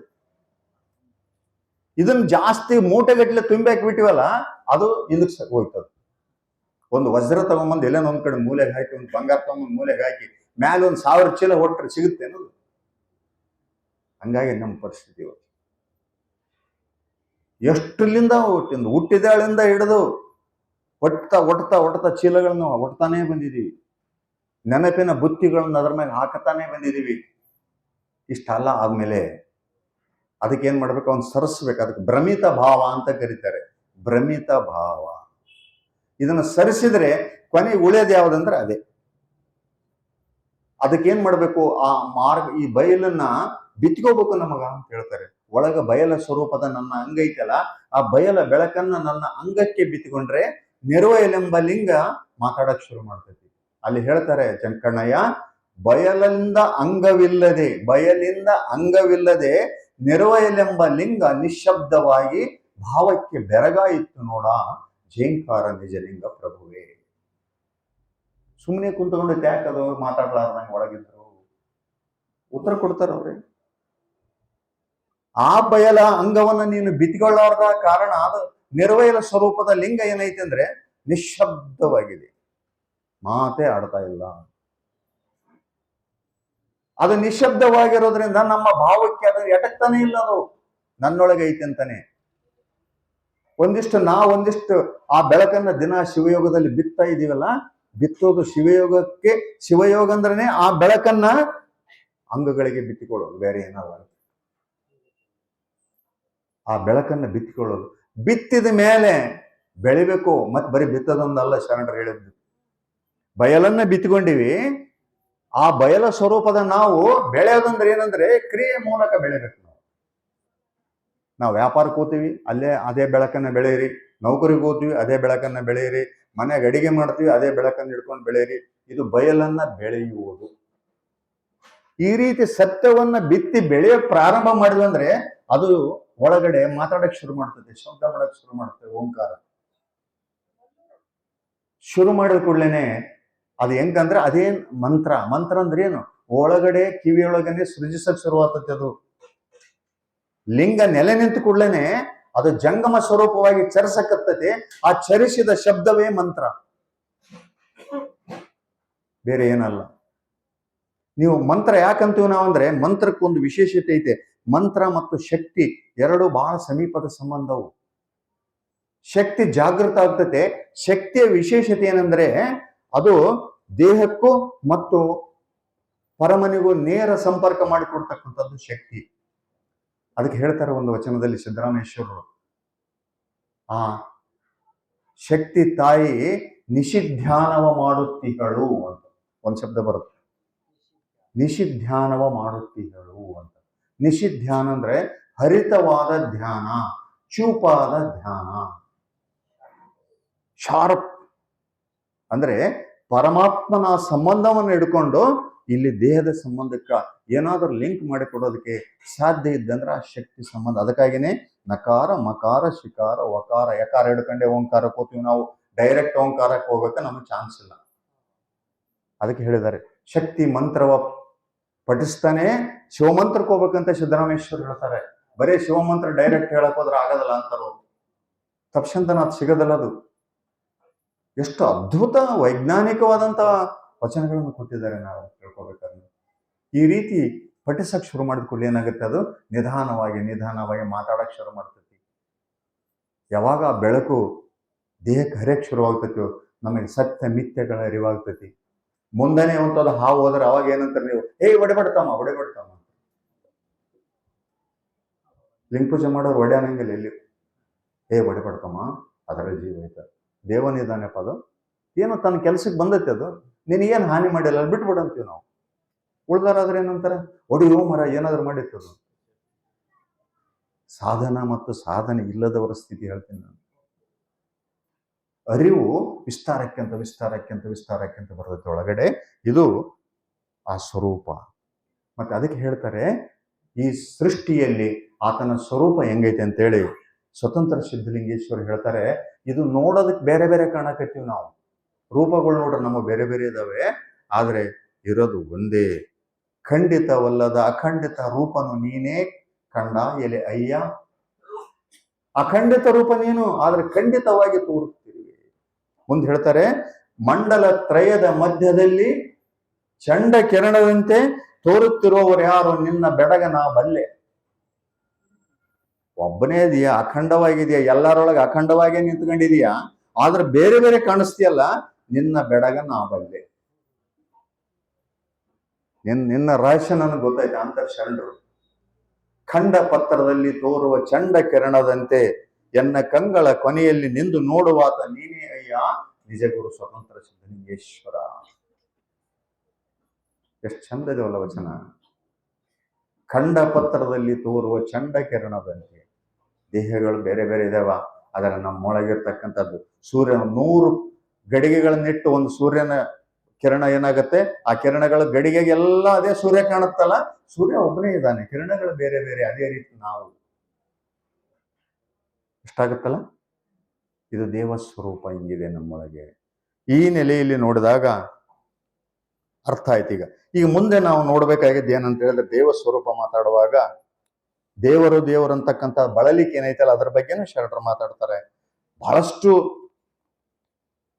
ದೇವಸ್ವರೂಪವನ್ನು ಮಾಡುವಾಗ ಏನ್ ಮಾಡ್ಬೇಕು ಅಂತಕ್ಕಂಥದ್ದು ಸಹಿತ ಪೂಜೆ, ನಾವು ಮಾಡೋ ಪೂಜೆ ಬಗ್ಗೆ ನಾನು ಈಗಾಗಲೇ ಹೇಳಿದೆ. ಈ ರೀತಿ ದೇವಸ್ವರೂಪ ಅಂತಕ್ಕಂಥದ್ದಕ್ಕೂ ಮತ್ತು ಲಿಂಗ ಅನ್ನೋದಕ್ಕೂ ವ್ಯತ್ಯಾಸ ಏನು? ಆ ಕಡೆ ದೇವರಂತರಿ, ಈ ಕಡೆ ಲಿಂಗಾಂತರಿ ಯಾವಾದ್ರಿ ಅಂತ ನೀವು ಕೇಳ್ಬೋದಲ್ಲ. ಯಾವುದು ನಿಜ? ಲಿಂಗ ನಿಜನೋ, ದೇವರು ನಿಜನೋ? ಒಂದ್ ನೆನ್ಪಿಡಬೇಕು, ಸೃಷ್ಟಿಯ ಆ ಸ್ವರೂಪ ಸೃಷ್ಟಿ ಮಾಡುವಾಗ 5 ಮುಖಗಳನ್ನ ಹೊತ್ತು ಬಂದಿದೆ. ಅದು 5 ಮುಖಗಳನ್ನ ಹೊತ್ತು ಬಂದಿದೆ. ಅದನ್ನ ವಚನಕಾರರ ಹೇಳ್ತಾರನ್ನ, ಆತನ ಮುಖಗಳು ಯಾವುವು ಅಂತಕ್ಕಂಥದ್ದನ್ನ ಹೇಳ್ತಾರೆ. ಶಿವನಿಗೆ 5 ಮುಖವಿಪ್ಪುದನ್ನೆಲ್ಲರೂ ಬಲ್ಲರಲ್ಲದೆ, ಭಕ್ತನಿಗೆ 5 ಮುಖವಿಪ್ಪುದನ್ನಾರು ಬಲ್ಲರಲ್ಲ. ನಾವು ಭಕ್ತರಾದರೆ ನನಗೂ 5 ಮುಖಗಳಿದಾವೆ. ಗುರು ಒಂದು ಮುಖ, ಲಿಂಗ ಒಂದು ಮುಖ, ಜಂಗಮ ಒಂದು ಮುಖ, ಪಾದೋದಕ ಒಂದು ಮುಖ, ಪ್ರಸಾದ ಒಂದು ಮುಖ. ಈ 5 ಮುಖಗಳನ್ನ ಹೊತ್ತ ಈ ಸೃಷ್ಟಿಯಲ್ಲಿ ನಿಂತ್ಕೊಂಡಿದ್ದಾನೆ ಆತ. ನೆನ್ಪಿಟ್ಕೋಬೇಕು. ಅದೇ 5 ಮುಖಗಳು ನನ್ನೊಳಗೂ ಇದ್ದಾವೆ. ಅದಕ್ಕಾಗಿ ಆತ್ಮನೊಳಗೆ ಅಡಗಿರುವ ಈ 5 ಮುಖಗಳನ್ನ ವಿಭಜಿಸಿ ಆ ಗುರುಲಿಂಗ ಜಂಗಮ ಪಾದೋದಕ ಪ್ರಸಾದ ಸ್ವರೂಪವಾದಂತ ದೇವ ಬೆಳಕನ್ನ ಅಂಗಕ್ಕೆ ಅಂಗವಿಸಿಕೊಂಡವ್ರು ಯಾರಂದ್ರೆ 12ನೇ ಶತಮಾನದ ಶರಣರು. ಆತ್ಮನನ್ನ ಎಂದು ನಾವು ಆತ್ಮನಾಗಿ ಪೂಜಿಸಲಿಲ್ಲ. ನೆನ್ಪಿಟ್ಕೋಬೇಕು ಈ ಮಾತನ್ನು. 2ನೇ ವ್ಯತ್ಯಾಸ ಇದು. ವೇದಗಳಿಗೂ ಆಗಮಗಳಿಗೂ ಮತ್ತು ನಮ್ಮ ಶರಣ ಸಿದ್ಧಾಂತಕ್ಕೂ ಇರುವ ವ್ಯತ್ಯಾಸ ಏನಂದ್ರೆ, ಆತ್ಮನನ್ನ ಕೇವಲ ಆತ್ಮನನ್ನಾಗಿ ನೋಡಲಿಲ್ಲ. ಅರಿವ ಚಿತ್ತ ಕುರುಹಿನ ಘಟದಲ್ಲಿದ್ದು ಅರಿಯುತ್ತಿದ್ದಾದ ಕಾರಣ ನಾನು ಆತ್ಮವಾದವೆಂದು ಎನ್ನಲಿಲ್ಲ. ಅರಿವಿನ ಮಾರೆ ತಂದು ಹೇಳ್ತಾರೆ ಈ ಮಾತನ್ನು. ಆತ್ಮನೂ ಸಹಿತ ಆವರಣಕ್ಕೊಳಗಾಗಿದೆ ನನ್ನೊಳಗದು. ಕತ್ತಲಲ್ಲಿ ಐತೆ ಅದು. ಯಾಕಂದ್ರೆ ಇಲ್ಲಿ ಬಂದು ವಾಸ ಮಾಡೈತೆ. ಇದು ಮಾಯಾವರಣದ ದೇಹದ ಬಂದು ವಾಸ ಮಾಡೈತೆ ಅಂದ್ರೆ ಏನಾಗಿದೆ ಅರ್ಥ? ಅದಕ್ಕೂ ಬಂಧನ ಐತಿ. ಅದಕ್ಕೆ ತಾಗಲಿಕ್ಕಿಲ್ಲ, ಆದ್ರೆ ಬಂಧನದೊಳಗೈತಿ. ಅದಕ್ಕೆ ಏನ್ ಮಾಡೋದನ್ನ, ಅರಿವಿನ ಮೂಲಕ ತೆಗೆಯೋದನ್ನ ತೆಗೆದ್ಬಿಡು, ಅಲ್ಲಿ ಸಿಗ್ತೈತೆ. ಅದು ಏನಂತ, ನಿನ್ನ ಸ್ವರೂಪ ಸಿಗುತ್ತೆ ಅಲ್ಲಿ. ನಾವು ಗುರುಲಿಂಗ ಜಂಗಮದ ಪೂಜಕರೇ ಹೊರತು ಆತ್ಮದ ಪೂಜಕರಲ್ಲ. ಇದು ಪ್ರಮುಖ ವ್ಯತ್ಯಾಸ ಶರಣರಿಗೂ ಮತ್ತು ಉಳಿದ ಸಿದ್ಧಾಂತಗಳಿಗಿರುವ ವ್ಯತ್ಯಾಸ. ಸೂಕ್ಷ್ಮವಾಗಿ ನೋಡ್ಬೇಕು ಇವು. ಯಾಕಂದ್ರೆ ಸಿದ್ಧಾಂತಗಳು ಎಲ್ಲ ಅದೈತ್ರಿ, ಅವ್ರ ಅದನ್ನ ಹೇಳ್ಯಾರ, ಇವ್ರ ಅದನ್ನ ಹೇಳ್ಯಾರ, ಇದು ಬಿಟ್ಬಿಡ್ಬೇಕು. ಹಂಗೆ ಹೇಳಿಲ್ಲ, ಅದು ಹಂಗೆ ಹೇಳೋದಕ್ಕೆ ಸಾಧ್ಯನೇ ಇಲ್ಲ. ಅದಕ್ಕೆ ಲಿಂಗ ಹೆಂಗೈತೆ ಅಂದ್ರೆ ದೇವರೊಳಗೆ ಅಡಗಿರೋ ಒಂದು ತತ್ವ, ಲಿಂಗ ತತ್ವ. ಆ ಲಿಂಗ ತತ್ವ ಹೆಂಗೈತೆ ಅಂದ್ರೆ ಗುರುತತ್ವವನ್ನು ಆಧರಿಸಿದೆ. ಆ ಲಿಂಗ ತತ್ವ ಹೆಂಗೈತೆ ಅಂದ್ರೆ ಜಂಗಮವಾಗಿ ತಿರುಗಾಡ್ತಾ ಇದೆ ಅದು. ಇಷ್ಟು ಗೊತ್ತಾಗುತ್ತಲ್ಲ. ಈಗ ಒಂದು ಸಸಿ, ಒಂದು ಬೀಜ ತಂದು ಭೂಮಿಗೆ ಹಾಕಿದ್ರಿ. ಭೂಮಿಗೆ ಹಾಕಿದ ಕೂಡಲೇ ಒಂದು ಅರಳೆ ಬೀಜ ತಂದು ಹಾಕಿದ್ರೆ ಇಷ್ಟಿರ್ತದೆ. ಅರಳೆ ಬೀಜ ತಂದು ಭೂಮಿಗೆ ಹಾಕಿದ್ರಿ, ಮಳೆ ಬಂತು. ಮಳೆ ಬಂದ ಕೂಡಲೇ ಅದು ಬೀಜ ತನ್ನನ್ನು ಒಡ್ಕೊಂಡು 2 ಎಲೆಯಾಗಿ ಹೊರಗೆ ಬಂತು. ಅವರು ಹೇಳಿದಾರೆ ಮುಂಜಾನೆ ಸೃಷ್ಟಿಯೊಳಗೆ ಬಂತು ಅದು. ಹೌದು, ಇದಂಗ ಒಡ್ಕೊಂಡು ಹೊರಗೆ ಬರ್ಬೇಕಂತ ಹೇಳಿದಾರೆ ಯಾರು? ಆ ಬೀಜದೊಳಗಿರ್ತಕ್ಕಂಥ ಇನ್ಬಿಲ್ಟ್ ಗುರು. ದೇಹದ ಪ್ರತಿಯೊಂದು ಕಣದಲ್ಲಿಯೂ ಸಹಿತ ಆತನ ಅಸ್ತಿತ್ವ ಐತಿ. ಆ ಅಖಂಡ ಅರಿವು ಅಲ್ಲಿ ನಿಂತು ಕೂಡಲೇ ಏನ್ ಮಾಡ್ತು? ಲಿಂಗ ನೆಲೆಸ್ತಲ್ಲೇ. ಲಿಂಗ ಏನ್ ಮಾಡ್ತು? ನೆಲೆಸ್ತು. ಲಿಂಗ ನೆಲೆಸಿದ ಕಾರಣ ತನ್ನನ್ನ ಬಿಚ್ಕೊಂಡಿತು, 2 ಎಲೆಯಾಗಿ ಹೊರಗೆ ಬಂತು. ತಿಳ್ಕೊಬೇಕು. ಎಲೆಯಾಗಿ ಹೊರಗೆ ಬಂದದ್ದು ಅಷ್ಟ ಆಯ್ತೇನೋ. ಲಿಂಗ ನೆಲೆಸಿದ ಕೂಡಲೇ ಮುಂದಿನ ಪ್ರಕ್ರಿಯೆ ಏನಂದ್ರೆ ಅದು ಜಂಗಮವಾಗಿ ಚರಿಸ್ತೈತಿ ಶಕ್ತಿಯಾಗಿ. ಲಿಂಗಕ್ಕೆ ಚಲನೆ ಇಲ್ಲ, ಅದು ಚರಿಸುವುದು ಜಂಗಮಕ್ಕೆ ಮಾತ್ರ. ಇವೆರಡರ ಮಧ್ಯೆ ಸಂಬಂಧ ಹಿಂಗೇನೆ. ಚರಿಸುವುದು ಜಂಗಮ, ಅಖಂಡವಾಗಿದ್ದು ಲಿಂಗ. ಅದಕ್ಕೆ ಇವೆರಡರ ಬಗ್ಗೆ ತಿಳಿಸ್ತಕ್ಕಂಥದ್ದು ಅಖಂಡ. ಇದೇನಾಯ್ತು? ಮುಂದೆ 2 ಎಲೆಯಾಗಿದ್ದು ಬೆಳೀತು, ಕಾಂಡ ಆಯ್ತು, ಗಿಡ ಆಯ್ತು, ಏನು 100 ಜನರಿಗೆ ನೆರಳು ಕೊಡುವಷ್ಟು ದೊಡ್ಡ ಮರ ಆಯ್ತು. ಜಂಗಮ. ಇದು ಗುರುಲಿಂಗ ಜಂಗಮ. ನೆರಳು ಸಿಕ್ತಲ್ಲ, ಅದು ಎಂಥ ಪಾದೋದಕ ಹೊಂದೈತೆ ಅಂದ್ರೆ, ಪಾದೋದಕ ನೆನ್ಪಿಟ್ಕೊಂಡ್ಬಿಡ್ರಿ, ತೊಳೆದು ಕುಡಿಯೋದಷ್ಟೇ ಅಲ್ಲ ಅದು. ಕಳ್ಳ ಹೋಗಿ ನೆರಳು ಕೊಂತರು ನೆರಳು ಕೊಟ್ಟೈತಿ. ಸುಳ್ಳ ಹೋಗಿ ಕೊಲೆಗಡಕ ಹೋಗಿ ನಿಂತರು ನೆರಳು ಕೊಟ್ಟೈತಿ. ಏನ ಬೇಡ ಅಂದೈತೇನೆ ಯಾರಿಗೇನದು? ಇದಕ್ಕೆ ಕರುಣೆ, ವಿನಯ, ಸಮತಾವಾದ ಪಾದೋದಕವನ್ನ ಸೃಷ್ಟಿಯ ಎಲ್ಲ ನೆಲೆಗಳು ಹೊಂದಿದವೆ. ಇದೇ ರೀತಿ ನೆರಳು ಕೊಟ್ಟ ಮೇಲೆ ಅವನಿಗೇನು, ಗಿಡದಾಗ ಏನಾದ್ರೂ ಹಣ್ಣಿತ್ತು, ಒಂದು ಮಾವಿನ ಗಿಡ ಆಗಿದ್ರೆ ಆ ಮಾವಿನ ಹಣ್ಣನ್ನು ಸಹಿತ ಹರಕೊಂಡು ತಿಂದ್ರೆ ಸುಮ್ಮನೆ ಇರುತ್ತೆ ಮಾವಿನ ಗಿಡ. ಅದು ಎಲ್ಲಿ ಕಲೆ ಮಾಡಿ ಬಂದಿಯಪ್ಪ ನೀನು ತಿನ್ಬೇಡ ಅಂತ ಅಂದಿರ್ತಾನೆ ಅವಾಗ? ಇಲ್ಲ. ಈ ರೀತಿ 5 ತತ್ವಗಳನ್ನ ಹೊಂದಿದಂತ ಸೃಷ್ಟಿ ಸತತವಾಗಿ ಹಿಂಗೆ ನಡೀತಾ ಇದೆ. ನಾವು ಸಹಿತ ಆ 5 ಮುಖಗಳನ್ನ ಹೊಂದಿದವರು. ಇಷ್ಟ ಅರ್ಥ ಆಯ್ತಂತ ನನಗನ್ನಿಸ್ತೈತಲ್ಲ. ಅದು ಒಪ್ಪಿಗೆ ಕೊಟ್ಟೈತಿ ನೋಡ್ರಿ. ಪಾದೋದಕಂದ ಕೂಡಲೇ ಮಳೆ ಬಂತು. ಯಾಕಂದ್ರೆ ಒಪ್ಪಿಗೆ ಕೊಟ್ಟೈತೆ ಅಂತ ಅದು ಸಿಗ್ನೇಚರ್ ಮಾಡಿದಂಗೆ. ಆದ ಕಾರಣಕ್ಕೆ ನಾವು ನೆನ್ಪಿಟ್ಕೋಬೇಕಿದು. ಮತ್ತು ಇಂಥ ಲಿಂಗ ಹೆಂಗೈತಿ ಅಂತ ಹೇಳಿದ್ರೆ, ಸರಿ ನನ್ನೊಳಗೆ ಬಂದು ನಿಂತ್ಕೊಂಡೈತಿ. ಯಾಕಂದ್ರೆ ಬಹಳ ಘನವಾದ ವಿಷಯಗಳಿವು. ಲಿಂಗ ಈಗ ನಾವು ಇದನ್ನ ತಂದು ಕರಸ್ಥಳದ ಲಿಂಗ ಮಾಡಿಕೊಂಡಿವಿ. ಇಲ್ಲಿ ಇದೇ ಲಿಂಗವನ್ನ ಗುಡಿಯೊಳಗ ಅವರು ಲಿಂಗನೇ ಅಂದಾರ. ಅದಕ್ಕೆ ಗುಡಿಯೊಳಗೆ ಸ್ಥಾಪಿಸಿದ ಲಿಂಗಕ್ಕೂ ಲಿಂಗ ಅಂದಾರಲ್ಲ. ಮತ್ ನಮ್ಮೊಳಗಿನ ಲಿಂಗ ಕೈಯಾಗಿ ಹಿಡ್ಕೊಂಡು ಲಿಂಗಕ್ಕೂ ಆ ಲಿಂಗಕ್ಕೂ ವ್ಯತ್ಯಾಸ ಏನು? ಅದೇ ಹಾಕ್ಸಿ ಇದು ಸ್ಥಾವರ ಅಲ್ಲನ್ರಿ. ಇನ್ನು ಸ್ವಲ್ಪ ಮುಂದಕ್ಕೆ ಹೋಗ್ಬೇಕು. ಸ್ಥೂಲ ರೂಪದಲ್ಲಿ ತಂದೀವಿ ನಾವೀಗ. ಈ ಸ್ಥೂಲ ರೂಪದಲ್ಲಿ ತಂದದಕ್ಕೆ ಕಾರಣ ಏನಂತಂದ್ರೆ, ಇದು ನನ್ನೊಳಗಿನ ನಿರಾಕಾರ ಅರಿವಿನ ಸ್ವರೂಪ ಅಂತ ಗುರುಸ್ವಾಮಿ ಕೊಟ್ಟಾನೆ. ನನ್ನೊಳಗಿನ ನಿರಾಕಾರ ಅರಿವಿನ ರೂಪ ಇದು. ಅಲ್ಲಿ ದೇವರಂತೇಳಿ ಸ್ಥಾಪನೆ ಮಾಡ್ಯಾರ. ಇಷ್ಟೇ. ಅಲ್ಲಿ ದೇವರಂತ ಸ್ಥಾಪನೆ ಮಾಡ್ಯಾರ. ಈತೇನ್ ಮಾಡ್ಯಾನ? ನೀನೇ ಅದೇ ಆಗಿದ್ದೀಯ ಅಂತ ಕೈಗೆ ಕೊಟ್ಟಾರ. ಅದನ್ನ ಲಿಂಗ ಹೆಂಗೈತೆ ಅಂದ್ರೆ, ನಾನು ಮತ್ತು ಇಡೀ ಸೃಷ್ಟಿಯ ರೂಪ ಅದು ಪೂಜಿಸ್ತಾ ಪೂಜಿಸ್ತಾ ಪೂಜಿಸ್ತಾ ನೋಡ್ತಾ ನೋಡ್ತಾ ನೋಡ್ತಾ ಕಣ್ಣಿಗೆ ಕಾಣದಂಗ ಆಗುತ್ತೆ. ಇದು ಗುಡಿಗೆ ಹೋದಾಗ ಹಂಗೆ ಏನಾಗುತ್ತೆ ನಿಮ್ಗೆ? ಇಲ್ಲ ಇಲ್ಲ, ಅವ್ರು ಕಾಣದಂಗ್ ಮಾಡ್ತಾರೆ. ಬೇಕಂತ ನೋಡ್ತಾ ನೋಡ್ತಾ ಏನಾಗುತ್ತೆ, ಅದಕ್ಕೆ ಅದು ಬೆಳಕಾಗಿ ಹೊರಹೊಮ್ಮತೈತೆ. ಪಶ್ಚಿಮ ಚಕ್ರದ ಬೆಳಕು ಕರಸ್ಥಳಕ್ಕೆ ಬರುತ್ತೆ. ಅದಕ್ಕೆ ಲಿಂಗ ಸ್ಥೂಲವೆಂಬರು ಕೆಲವರು, ಲಿಂಗ ಸ್ಥೂಲ ಅಲ್ಲ. ಇನ್ನು ಕೆಲವರು ಇದು ಬೇಡ ಅಂತೇಳಿ ಒಳಗೆ ನಿರಾಕಾರ ಐತೆ ಅಂತೇಳಿ ಸೂಕ್ಷ್ಮ ರೂಪದಲ್ಲಿ ಕಣ್ಮುಚ್ಚಿಕೊಂಡು ಧ್ಯಾನ ಮಾಡಕತ್ತಿದ್ರು. ಅಷ್ಟಾಂಗ ಯೋಗದಲ್ಲಿ ಧ್ಯಾನ ಮಾಡಕತ್ತಿದ್ರು. ಸೂಕ್ಷ್ಮ ಐತಪ್ಪ ಲಿಂಗ ಅದು. ಲಿಂಗ ಸೂಕ್ಷ್ಮವೆಂಬರು ಕೆಲವರು, ಲಿಂಗ ಸೂಕ್ಷ್ಮವಲ್ಲ. ಎರಡು ಅಲ್ಲ ಅಂದ್ರು. ಹಾಗಾದ್ರೆ ಏನ್ ಲಿಂಗ ಅಂದ್ರೆ ಅದು?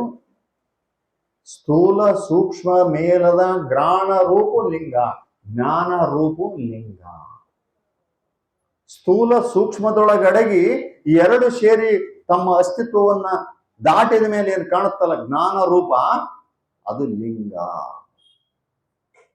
ನಿಮ್ಮ ಬೆಳಕು ಸಾಮಾನ್ಯ ಸ್ಥಿತಿಯಲ್ಲಿ ಆ ಬೆಳಕು ಕಾಣೋದಲ್ಲ ನೀವು. ಇದು ಮರೆಯಾಗೈತೆ, ನಾನು ನೋಡ್ತೀನಿ ಅನ್ನೋ ಭಾವನೂ ಮರೆಯಾಗೈತೆ. ಅಲ್ಲಿ ನೆನ್ಪಿಟ್ಕೋಬೇಕು, ನಾನು ನೋಡ್ತೀನಿ ಅನ್ನೋ ಭಾವನೂ ಮರೆಯಾಗೈತೆ. ಕೈಯಲ್ಲಿ ಕರಸ್ಥಳದ ಪೂಜೆ ಮಾಡಿದ ಲಿಂಗನೂ ನೆನಪಿಲ್ಲ.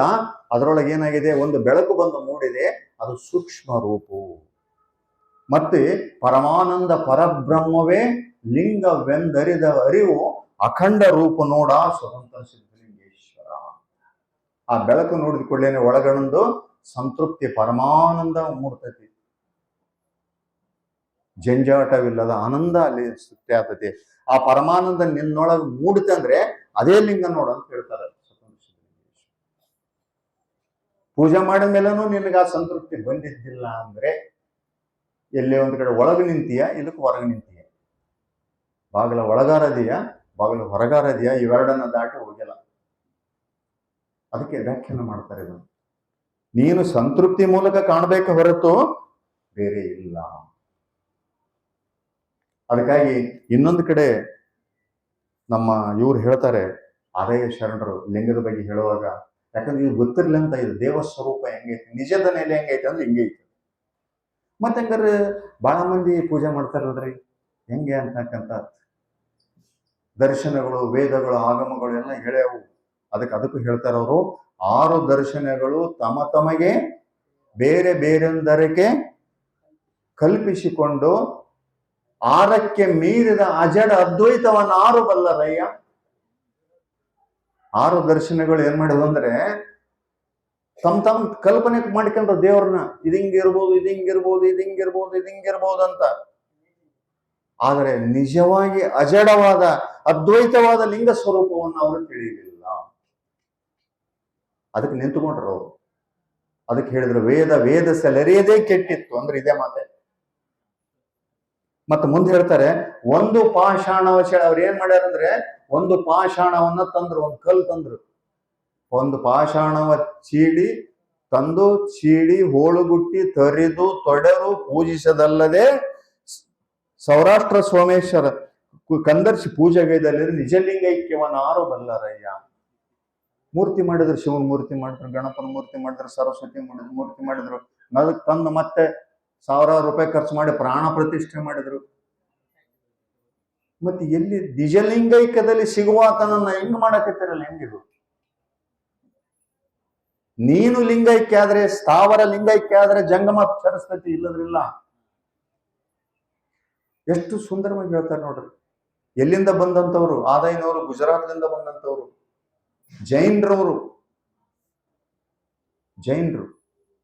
ಬಂದು ಲಿಂಗಾಯತ ಧರ್ಮಕ್ಕೆ ಬಂದು ಇಷ್ಟು ದೊಡ್ಡ ಮಾತುಗಳನ್ನ ಹೇಳ್ತಾ ಇದ್ದಾರೆ ಅಂದ್ರೆ ವಿಚಾರ ಮಾಡ್ಬೇಕಲ್ಲ ನಾವು. ಮತ್ತೆ ಮುಂದೆ ಹೇಳ್ತಾರೆ, ಸೌರಾಷ್ಟ್ರ ಸೋಮೇಶ್ವರ ಲಿಂಗದ ತನ್ನೈಕ್ಯ ಬೊಮ್ಮದ ಅನುಸಂಧಾನ ಒಂದು 6 ಬಲ್ಲರಯ್ಯ.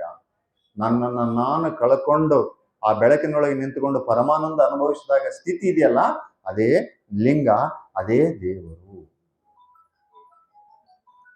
ಮತ್ತೆ ಹಂಗಾದ್ರೆ ಇಲ್ಲಿ ತನ ಮಾಡಿದ ಏನೈತೆ ಅಲ್ಲ, ಇವು ಕಟ್ಟು ಗೂಂಟಕ್ಕೆ ತಂದ ದೇವರುಗಳು. ಸುಮ್ಮನೆ ಪೂಜೆ ಮಾಡಿ ಮಾಡಿ ಮಾಡಿ ಮಾಡಿ ಮಾಡಿ ಬಳಲಿಕೆ ಆಗೈತೆ ಹೊರತು ಚಂದಾಗಿ ಮೇಯಕ್ಕೆ ಹೋಗೋ ದನ ತಗೊಂಬಂದು ಕಟ್ಟಿ ಆಗೈತಿ ಅಲ್ವಾ? ಈ ನೆಲೆಯಲ್ಲಿ ದೇವ ಸ್ವರೂಪವನ್ನು ಕಾಣುವಾಗ ಮತ್ತು ಬ್ರಹ್ಮ ವಿಷ್ಣು ರುದ್ರರು ದೇವತೆಗಳೇ ಅಂತಕ್ಕಂಥದ್ದು ಸಹಿತ ಒಂದು ಪ್ರಶ್ನೆ ಬರುತ್ತೆ. ಅದಕ್ಕೊಂದು, ಯಾಕಂದ್ರೆ ಏನ್ ಮಾತಾಡಿದ್ರು ಸಹಿತ ನಾವು ವಚನಾಧಾರಿತವಾಗಿ ಮಾತಾಡ್ಬೇಕಲ್ಲ, ವಚನಗಳನ್ನ ಬಿಟ್ಟು ಏನೂ ಮಾತಾಡಬಾರದು. ಹಾಗಾದ್ರೆ ಅದಕ್ಕೆ ಹೇಳ್ತಾರೆ, ಜಗತ್ತು ಹೆಂಗ್ ನಂಬೈತೆ, ಇಲ್ಲಿ ತಾನೆ ಹೆಂಗ್ ನಂಬಿಸಾರ ನಮ್ಗಂದ್ರೆ ಬ್ರಹ್ಮ ದೇವರು, ವಿಷ್ಣು ದೇವರು, ರುದ್ರ ದೇವರು. ನಮ್ಮ ಶರಣರಿಗೆ ಈ 3 ದೇವರು ಅಲ್ಲ. ಭಯ ತತ್ತಿದ್ ಮಾತಾಡಕಲ್ಲ. ಯಾಕಂದ್ರೆ ವಿಷ್ಣು ರುದ್ರನ ಮಧ್ಯೆ ಸಾವಿರಾರು ವರ್ಷ ಜಗಳ ನಡೆದತ್ರಿ. ಇದು 100 ಗ್ರಂಥಗಳಿಗೆ ನೀವು ಓದ್ತಾರಲ್ಲ, ರಚನೆ ಮಾಡಿ ಭಕ್ತ ಪ್ರಹ್ಲಾದ. ಏನ್ ಭಕ್ತ ಪ್ರಹ್ಲಾದ? ಭಕ್ತ ಪ್ರಹ್ಲಾದನ ಕಥೆ ರಚನೆಯಾಗಿದ್ದೇ ಈ ರುದ್ರ ಮತ್ತು ವೈಷ್ಣವರ ಜಗಳದಲ್ಲಿ. ನೆನ್ಪಿಟ್ಕೋಬೇಕಿದ್ದನು. ಪ್ರಹ್ಲಾದ ಭಕ್ತನಲ್ಲ ಅವನು, ಹಿಂಗಂದ್ಬಿಟ್ರೆ ಸಿಕ್ಕಾತಾರ ಬಾಮನಿ. ಹಿರಣ್ಯ ಕಶಿಪು ಶಿವಭಕ್ತ ಅವನು. ಆತನನ್ನ ರಾಕ್ಷಸ ಮಾಡೋದ್ರ ಸಲುವಾಗಿ ಹಿರಣ್ಯ ಕಶಿಪುವನ್ನ ಭಕ್ತನನ್ನಾಗಿ ಮಾಡಿದ್ರು. ಎಷ್ಟು ಇದ್ರಾಗ ಹೆಂಗ ಅಧ್ವಾನ ಮಾಡ್ಯಾರಂದ್ರೆ ಇತಿಹಾಸ ತುಂಬೆಲ್ಲ ಹೀಗೆ ಮಾಡಿಟ್ರು. ಆತನ ತಂಗಿ ಹೋಳಿಕಾದೇವಿ, ಯಾರು? ಹಿರಣ್ಯಕಶಿಪುವಿನ ತಂಗಿ ಹೋಳಿಕಾ. ಇವನು ಬಹಳ ಉಡಾಳ ಇರ್ತಾನ ಹುಡುಗ, ಎಲ್ಲಾ ಚಟಗಳು ಮಾಡೋದು. ಅಂತವ್ರು ಕೂಡ ಹೋಗಿರ್ತಾನ. ಅವಾಗ ಆಕೆನ ಬಿಡಿಸ್ಕೊಂಬರಕ್ ಹೋಗ್ತಾಳ. ಆಕೆ ಅತ್ತೆ, ಪ್ರಹ್ಲಾದನ ಅತ್ತೆ ಹೋಳಿಕಾದೇವಿ ಬಿಡಿಸ್ಕೊಂಬರಕ್ ಹೋದಾಗ ಅವರೆಲ್ಲ ಉಡಾಳ ಹುಡುಗರೆಲ್ಲ ಸೇರಿ ಆಕೆನ ಹಿಂಸೆ ಮಾಡಿ ಕೊಲ್ಲಿ ರಕ್ತ ಎಲ್ಲ ಚೆಲ್ಲಾಡ್ತಾರ. ಇವತ್ತು ನೀವು ಹೋಳಿ ಆಡ್ತಾರಲ್ಲ, ಎದರ ಸಂಕೇತ ಅಂತ ಮಾತಾಡಿ. ಇದರ ಹೋಳಿಕಾದೇವಿಯ ಸಂಕೇತ ಹೋಳಿ. ಹರನ ಭಕ್ತರೆಲ್ಲ ರಾಕ್ಷಸರು. ನೋಡ್ರಿ ಹೆಂಗ್ ಮಾಡಿಟ್ಟಾರ ನಮ್ಗೆ ಇಲ್ಲಿತನ. ಕಥೆಗಳೇನ್ ಇಲ್ಲಿತನ, ಹಬ್ಬಗಳೇನ್ ಇಲ್ಲಿತನ ರೂಪ ಮಾಡ್ಯಾರಲ್ಲ. ಎಲ್ಲ ಹಬ್ಬಗಳಿದ್ದೆ ಅಸತ್ಯವನ್ನ ಪ್ರತಿಪಾದಿಸುವ, ಗಟ್ಟಿಗೊಳಿಸುವ ಹುನ್ನಾರ ಐತೆ ಹೊರತು ಬೇರೆ ಏನಿಲ್ಲ. ಹೊರಗೆ ಬರ್ಬೇಕು ನೀವು ಅದನ್ನ ಹೊರಗೆ ಬರಕ್ಕೆ. ಯಾಕಂದ್ರೆ ಗೊತ್ತವರಿಗೆ ಅಜ್ಞಾನದ ಮನಸ್ಸುಗಳಷ್ಟಲ್ಲಿ ಹೊರಗೆ ಬರೋದಿಲ್ಲ. ಈ ನೆಲೆಯಲ್ಲಿ ನೋಡಿದಾಗ ಹಿರಣ್ಯಕಶಿಪು ದೇವಭಕ್ತ ಆತ, ಆತನನ್ನ ರಾಕ್ಷಸ ಮಾಡಿದರು. ರಾವಣ ಶಿವಭಕ್ತ, ಆತನನ್ನು ರಾಕ್ಷಸ ಮಾಡಿದರು. ರಾವಣನ್ಕಿಂತನೂ ಶ್ರೇಷ್ಠ ಭಕ್ತ. ಒಬ್ಬತ ರಾಕ್ಷಸ ಆದ, ಒಬ್ಬತ ದೇವ ಆದ. ಇದೇ ಜಗಳದಾಗ. ಹಾಗಾದ್ರೆ ಇವು ಮೂವರು ದೇವರಲ್ಲ ಅಂತ ನಮ್ಮ ಶರಣರು ಹೇಳ್ತಾರೆ. ಯಾಕಂದ್ರೆ ಒಬ್ಬ ಸೃಷ್ಟಿಕರ್ತ, ಒಬ್ಬ ಲಯಕರ್ತ, ಒಬ್ಬ ಸ್ಥಿತಿಕರ್ತ, ಒಬ್ಬ ಲಯಕರ್ತ. ಈ ರೀತಿ ಹೇಳುವಾಗ ವಿಷ್ಣುಮಯ ಜಗತ್ತು ಅಂತ ಹೇಳ್ತಾರೆ. ವಿಷ್ಣುವಿನ ನಮ್ಮೆಲ್ಲವನ್ನ ಕಾಪಾಡ್ತಾ ಇದ್ದಾನೆ. ವಿಷ್ಣುವಿನ ಅವತಾರವೇ ಕೃಷ್ಣ, ವಿಷ್ಣುವಿನ ಅವತಾರವೇ ರಾಮ. ಎಷ್ಟು ಕಥೆಗಳು, ದಶಾವತಾರಗಳು. ವಿಷ್ಣುವಿನ ಜಗವೆಂದರೆ ಮಹಾಪ್ರಳಯದಲ್ಲಿ ವಟಪತ್ರ ಶಯನನಾದ. ಮಹಾಪ್ರಳಯ ಆದಾಗ ದೇವರಾಗಿದ್ರೆ ವಟಪತ್ರದಲ್ಲಿ ಯಾಕೆ ಅಥವಾ ಅಡಿಕೆ ಅಂತದ್ದ. ಸೃಷ್ಟಿಗೆ ಅಜನೆಂದೆಡೆ ಹುಟ್ಟುವುದಿಲ್ಲ ಶಿರ.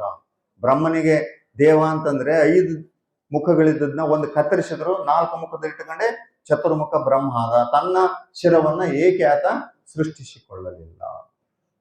ಮತ್ತೆ ಮುಂದೆ ಹೇಳ್ತಾರೆ, ಇಂತಿ ಲಯಕ್ಕೆ ರುದ್ರನಾದರೆ ಕರದ ಕಪಾಲ ಬಿಟ್ಟುವುದಿಲ್ಲ. ಆತ ಲಯ ಮಾಡತ್ತಾದ್ರೆ ಕಪಾಲ ಹಿಡ್ಕೊಂಡು ಯಾಕೆ ತಿರುಗಾಡ್ತಿಲ್ಲ. ಇಂತಿ 3 ಭೇದವನ್ನರಿತು ಮೀರಿದ ತತ್ವ ಸದಾಶಿವ ಮೂರ್ತಿ ಲಿಂಗ ಒಂದೇ ಭಾವ. ಈ ರೀತಿ ನೆನ್ಪಿಟ್ಕೋಬೇಕು. ತ್ರಿಮೂರ್ತಿಗಳು ನಮಗೆ ದೇವರು ಅಲ್ಲ. ನಮ್ಗೆ ಅದಕ್ಕಾಗಿ ಶ್ರೇಷ್ಠವಾದ ಧರ್ಮ. ಮುಂದೊಂದು ದಿನ ಈ ಧರ್ಮಕ್ಕೆ ಇಷ್ಟು ದೊಡ್ಡ ಮಾನ್ಯತೆ ಸಿಗುತ್ತೆ, ನೆನ್ಪಿಟ್ಕೊಳ್ಳಿ. ಯಾರು ಸರಿಯಾಗಿ ಹೇಳೇ ಇಲ್ಲ ನಮಗನ್ನ. ಅದರಾಗ ಸಿಕ್ಕಾಕ್ಸು ಹೊಲಸು ಮಾಡಕತ್ತಾರ. ಆ ಕಾರಣಕ್ಕೆ ಇಂಥ ಚಿಂತನೆಗಳಾಗಬೇಕು. ಟೈಮ್ ಆಯ್ತ್ರಿ? ಸಮಯ ಆಯ್ತ್ರಿ? ಸಮಯ ಆಗಿದೆ. ಆದರೂ ಅದಕ್ಕೆ ಎಷ್ಟೊತ್ತು ಮಾತಾಡಿದ್ರು ಅದೇ. ಮತ್ತೆ ಸಂವಾದ ಈ ರೀತಿ ಇರೋದ್ರಿಂದ ನನಗೆ ಇಷ್ಟು ವ್ಯಾಪ್ತಿ ತಿಳಿದು. ಮತ್ತೆ ಈ ಸ್ವರೂಪ ಹೆಂಗೈತೆ ಅಂದ್ರೆ ಹೇಳಿದ ಸಚ್ಚಿತ್ತಾನಂದ ನಿತ್ಯ ಪರಿಪೂರ್ಣ ಅಖಂಡವಾದ ಸ್ವರೂಪದಲ್ಲಿನೇ ದೇವನಿದ್ದಾನೆ. ಆತ ನನ್ನೊಳಗಿದ್ದಾನೆ. ಒಂದ್ಸಲ ನಂಬ್ರಿ ಆತನನ್ನ, ನಂಬ್ರಿ ದೇವನನ್ನ, ನನ್ನೊಳಗಿನ ದೇವನನ್ನ ನಂಬ್ರಿ.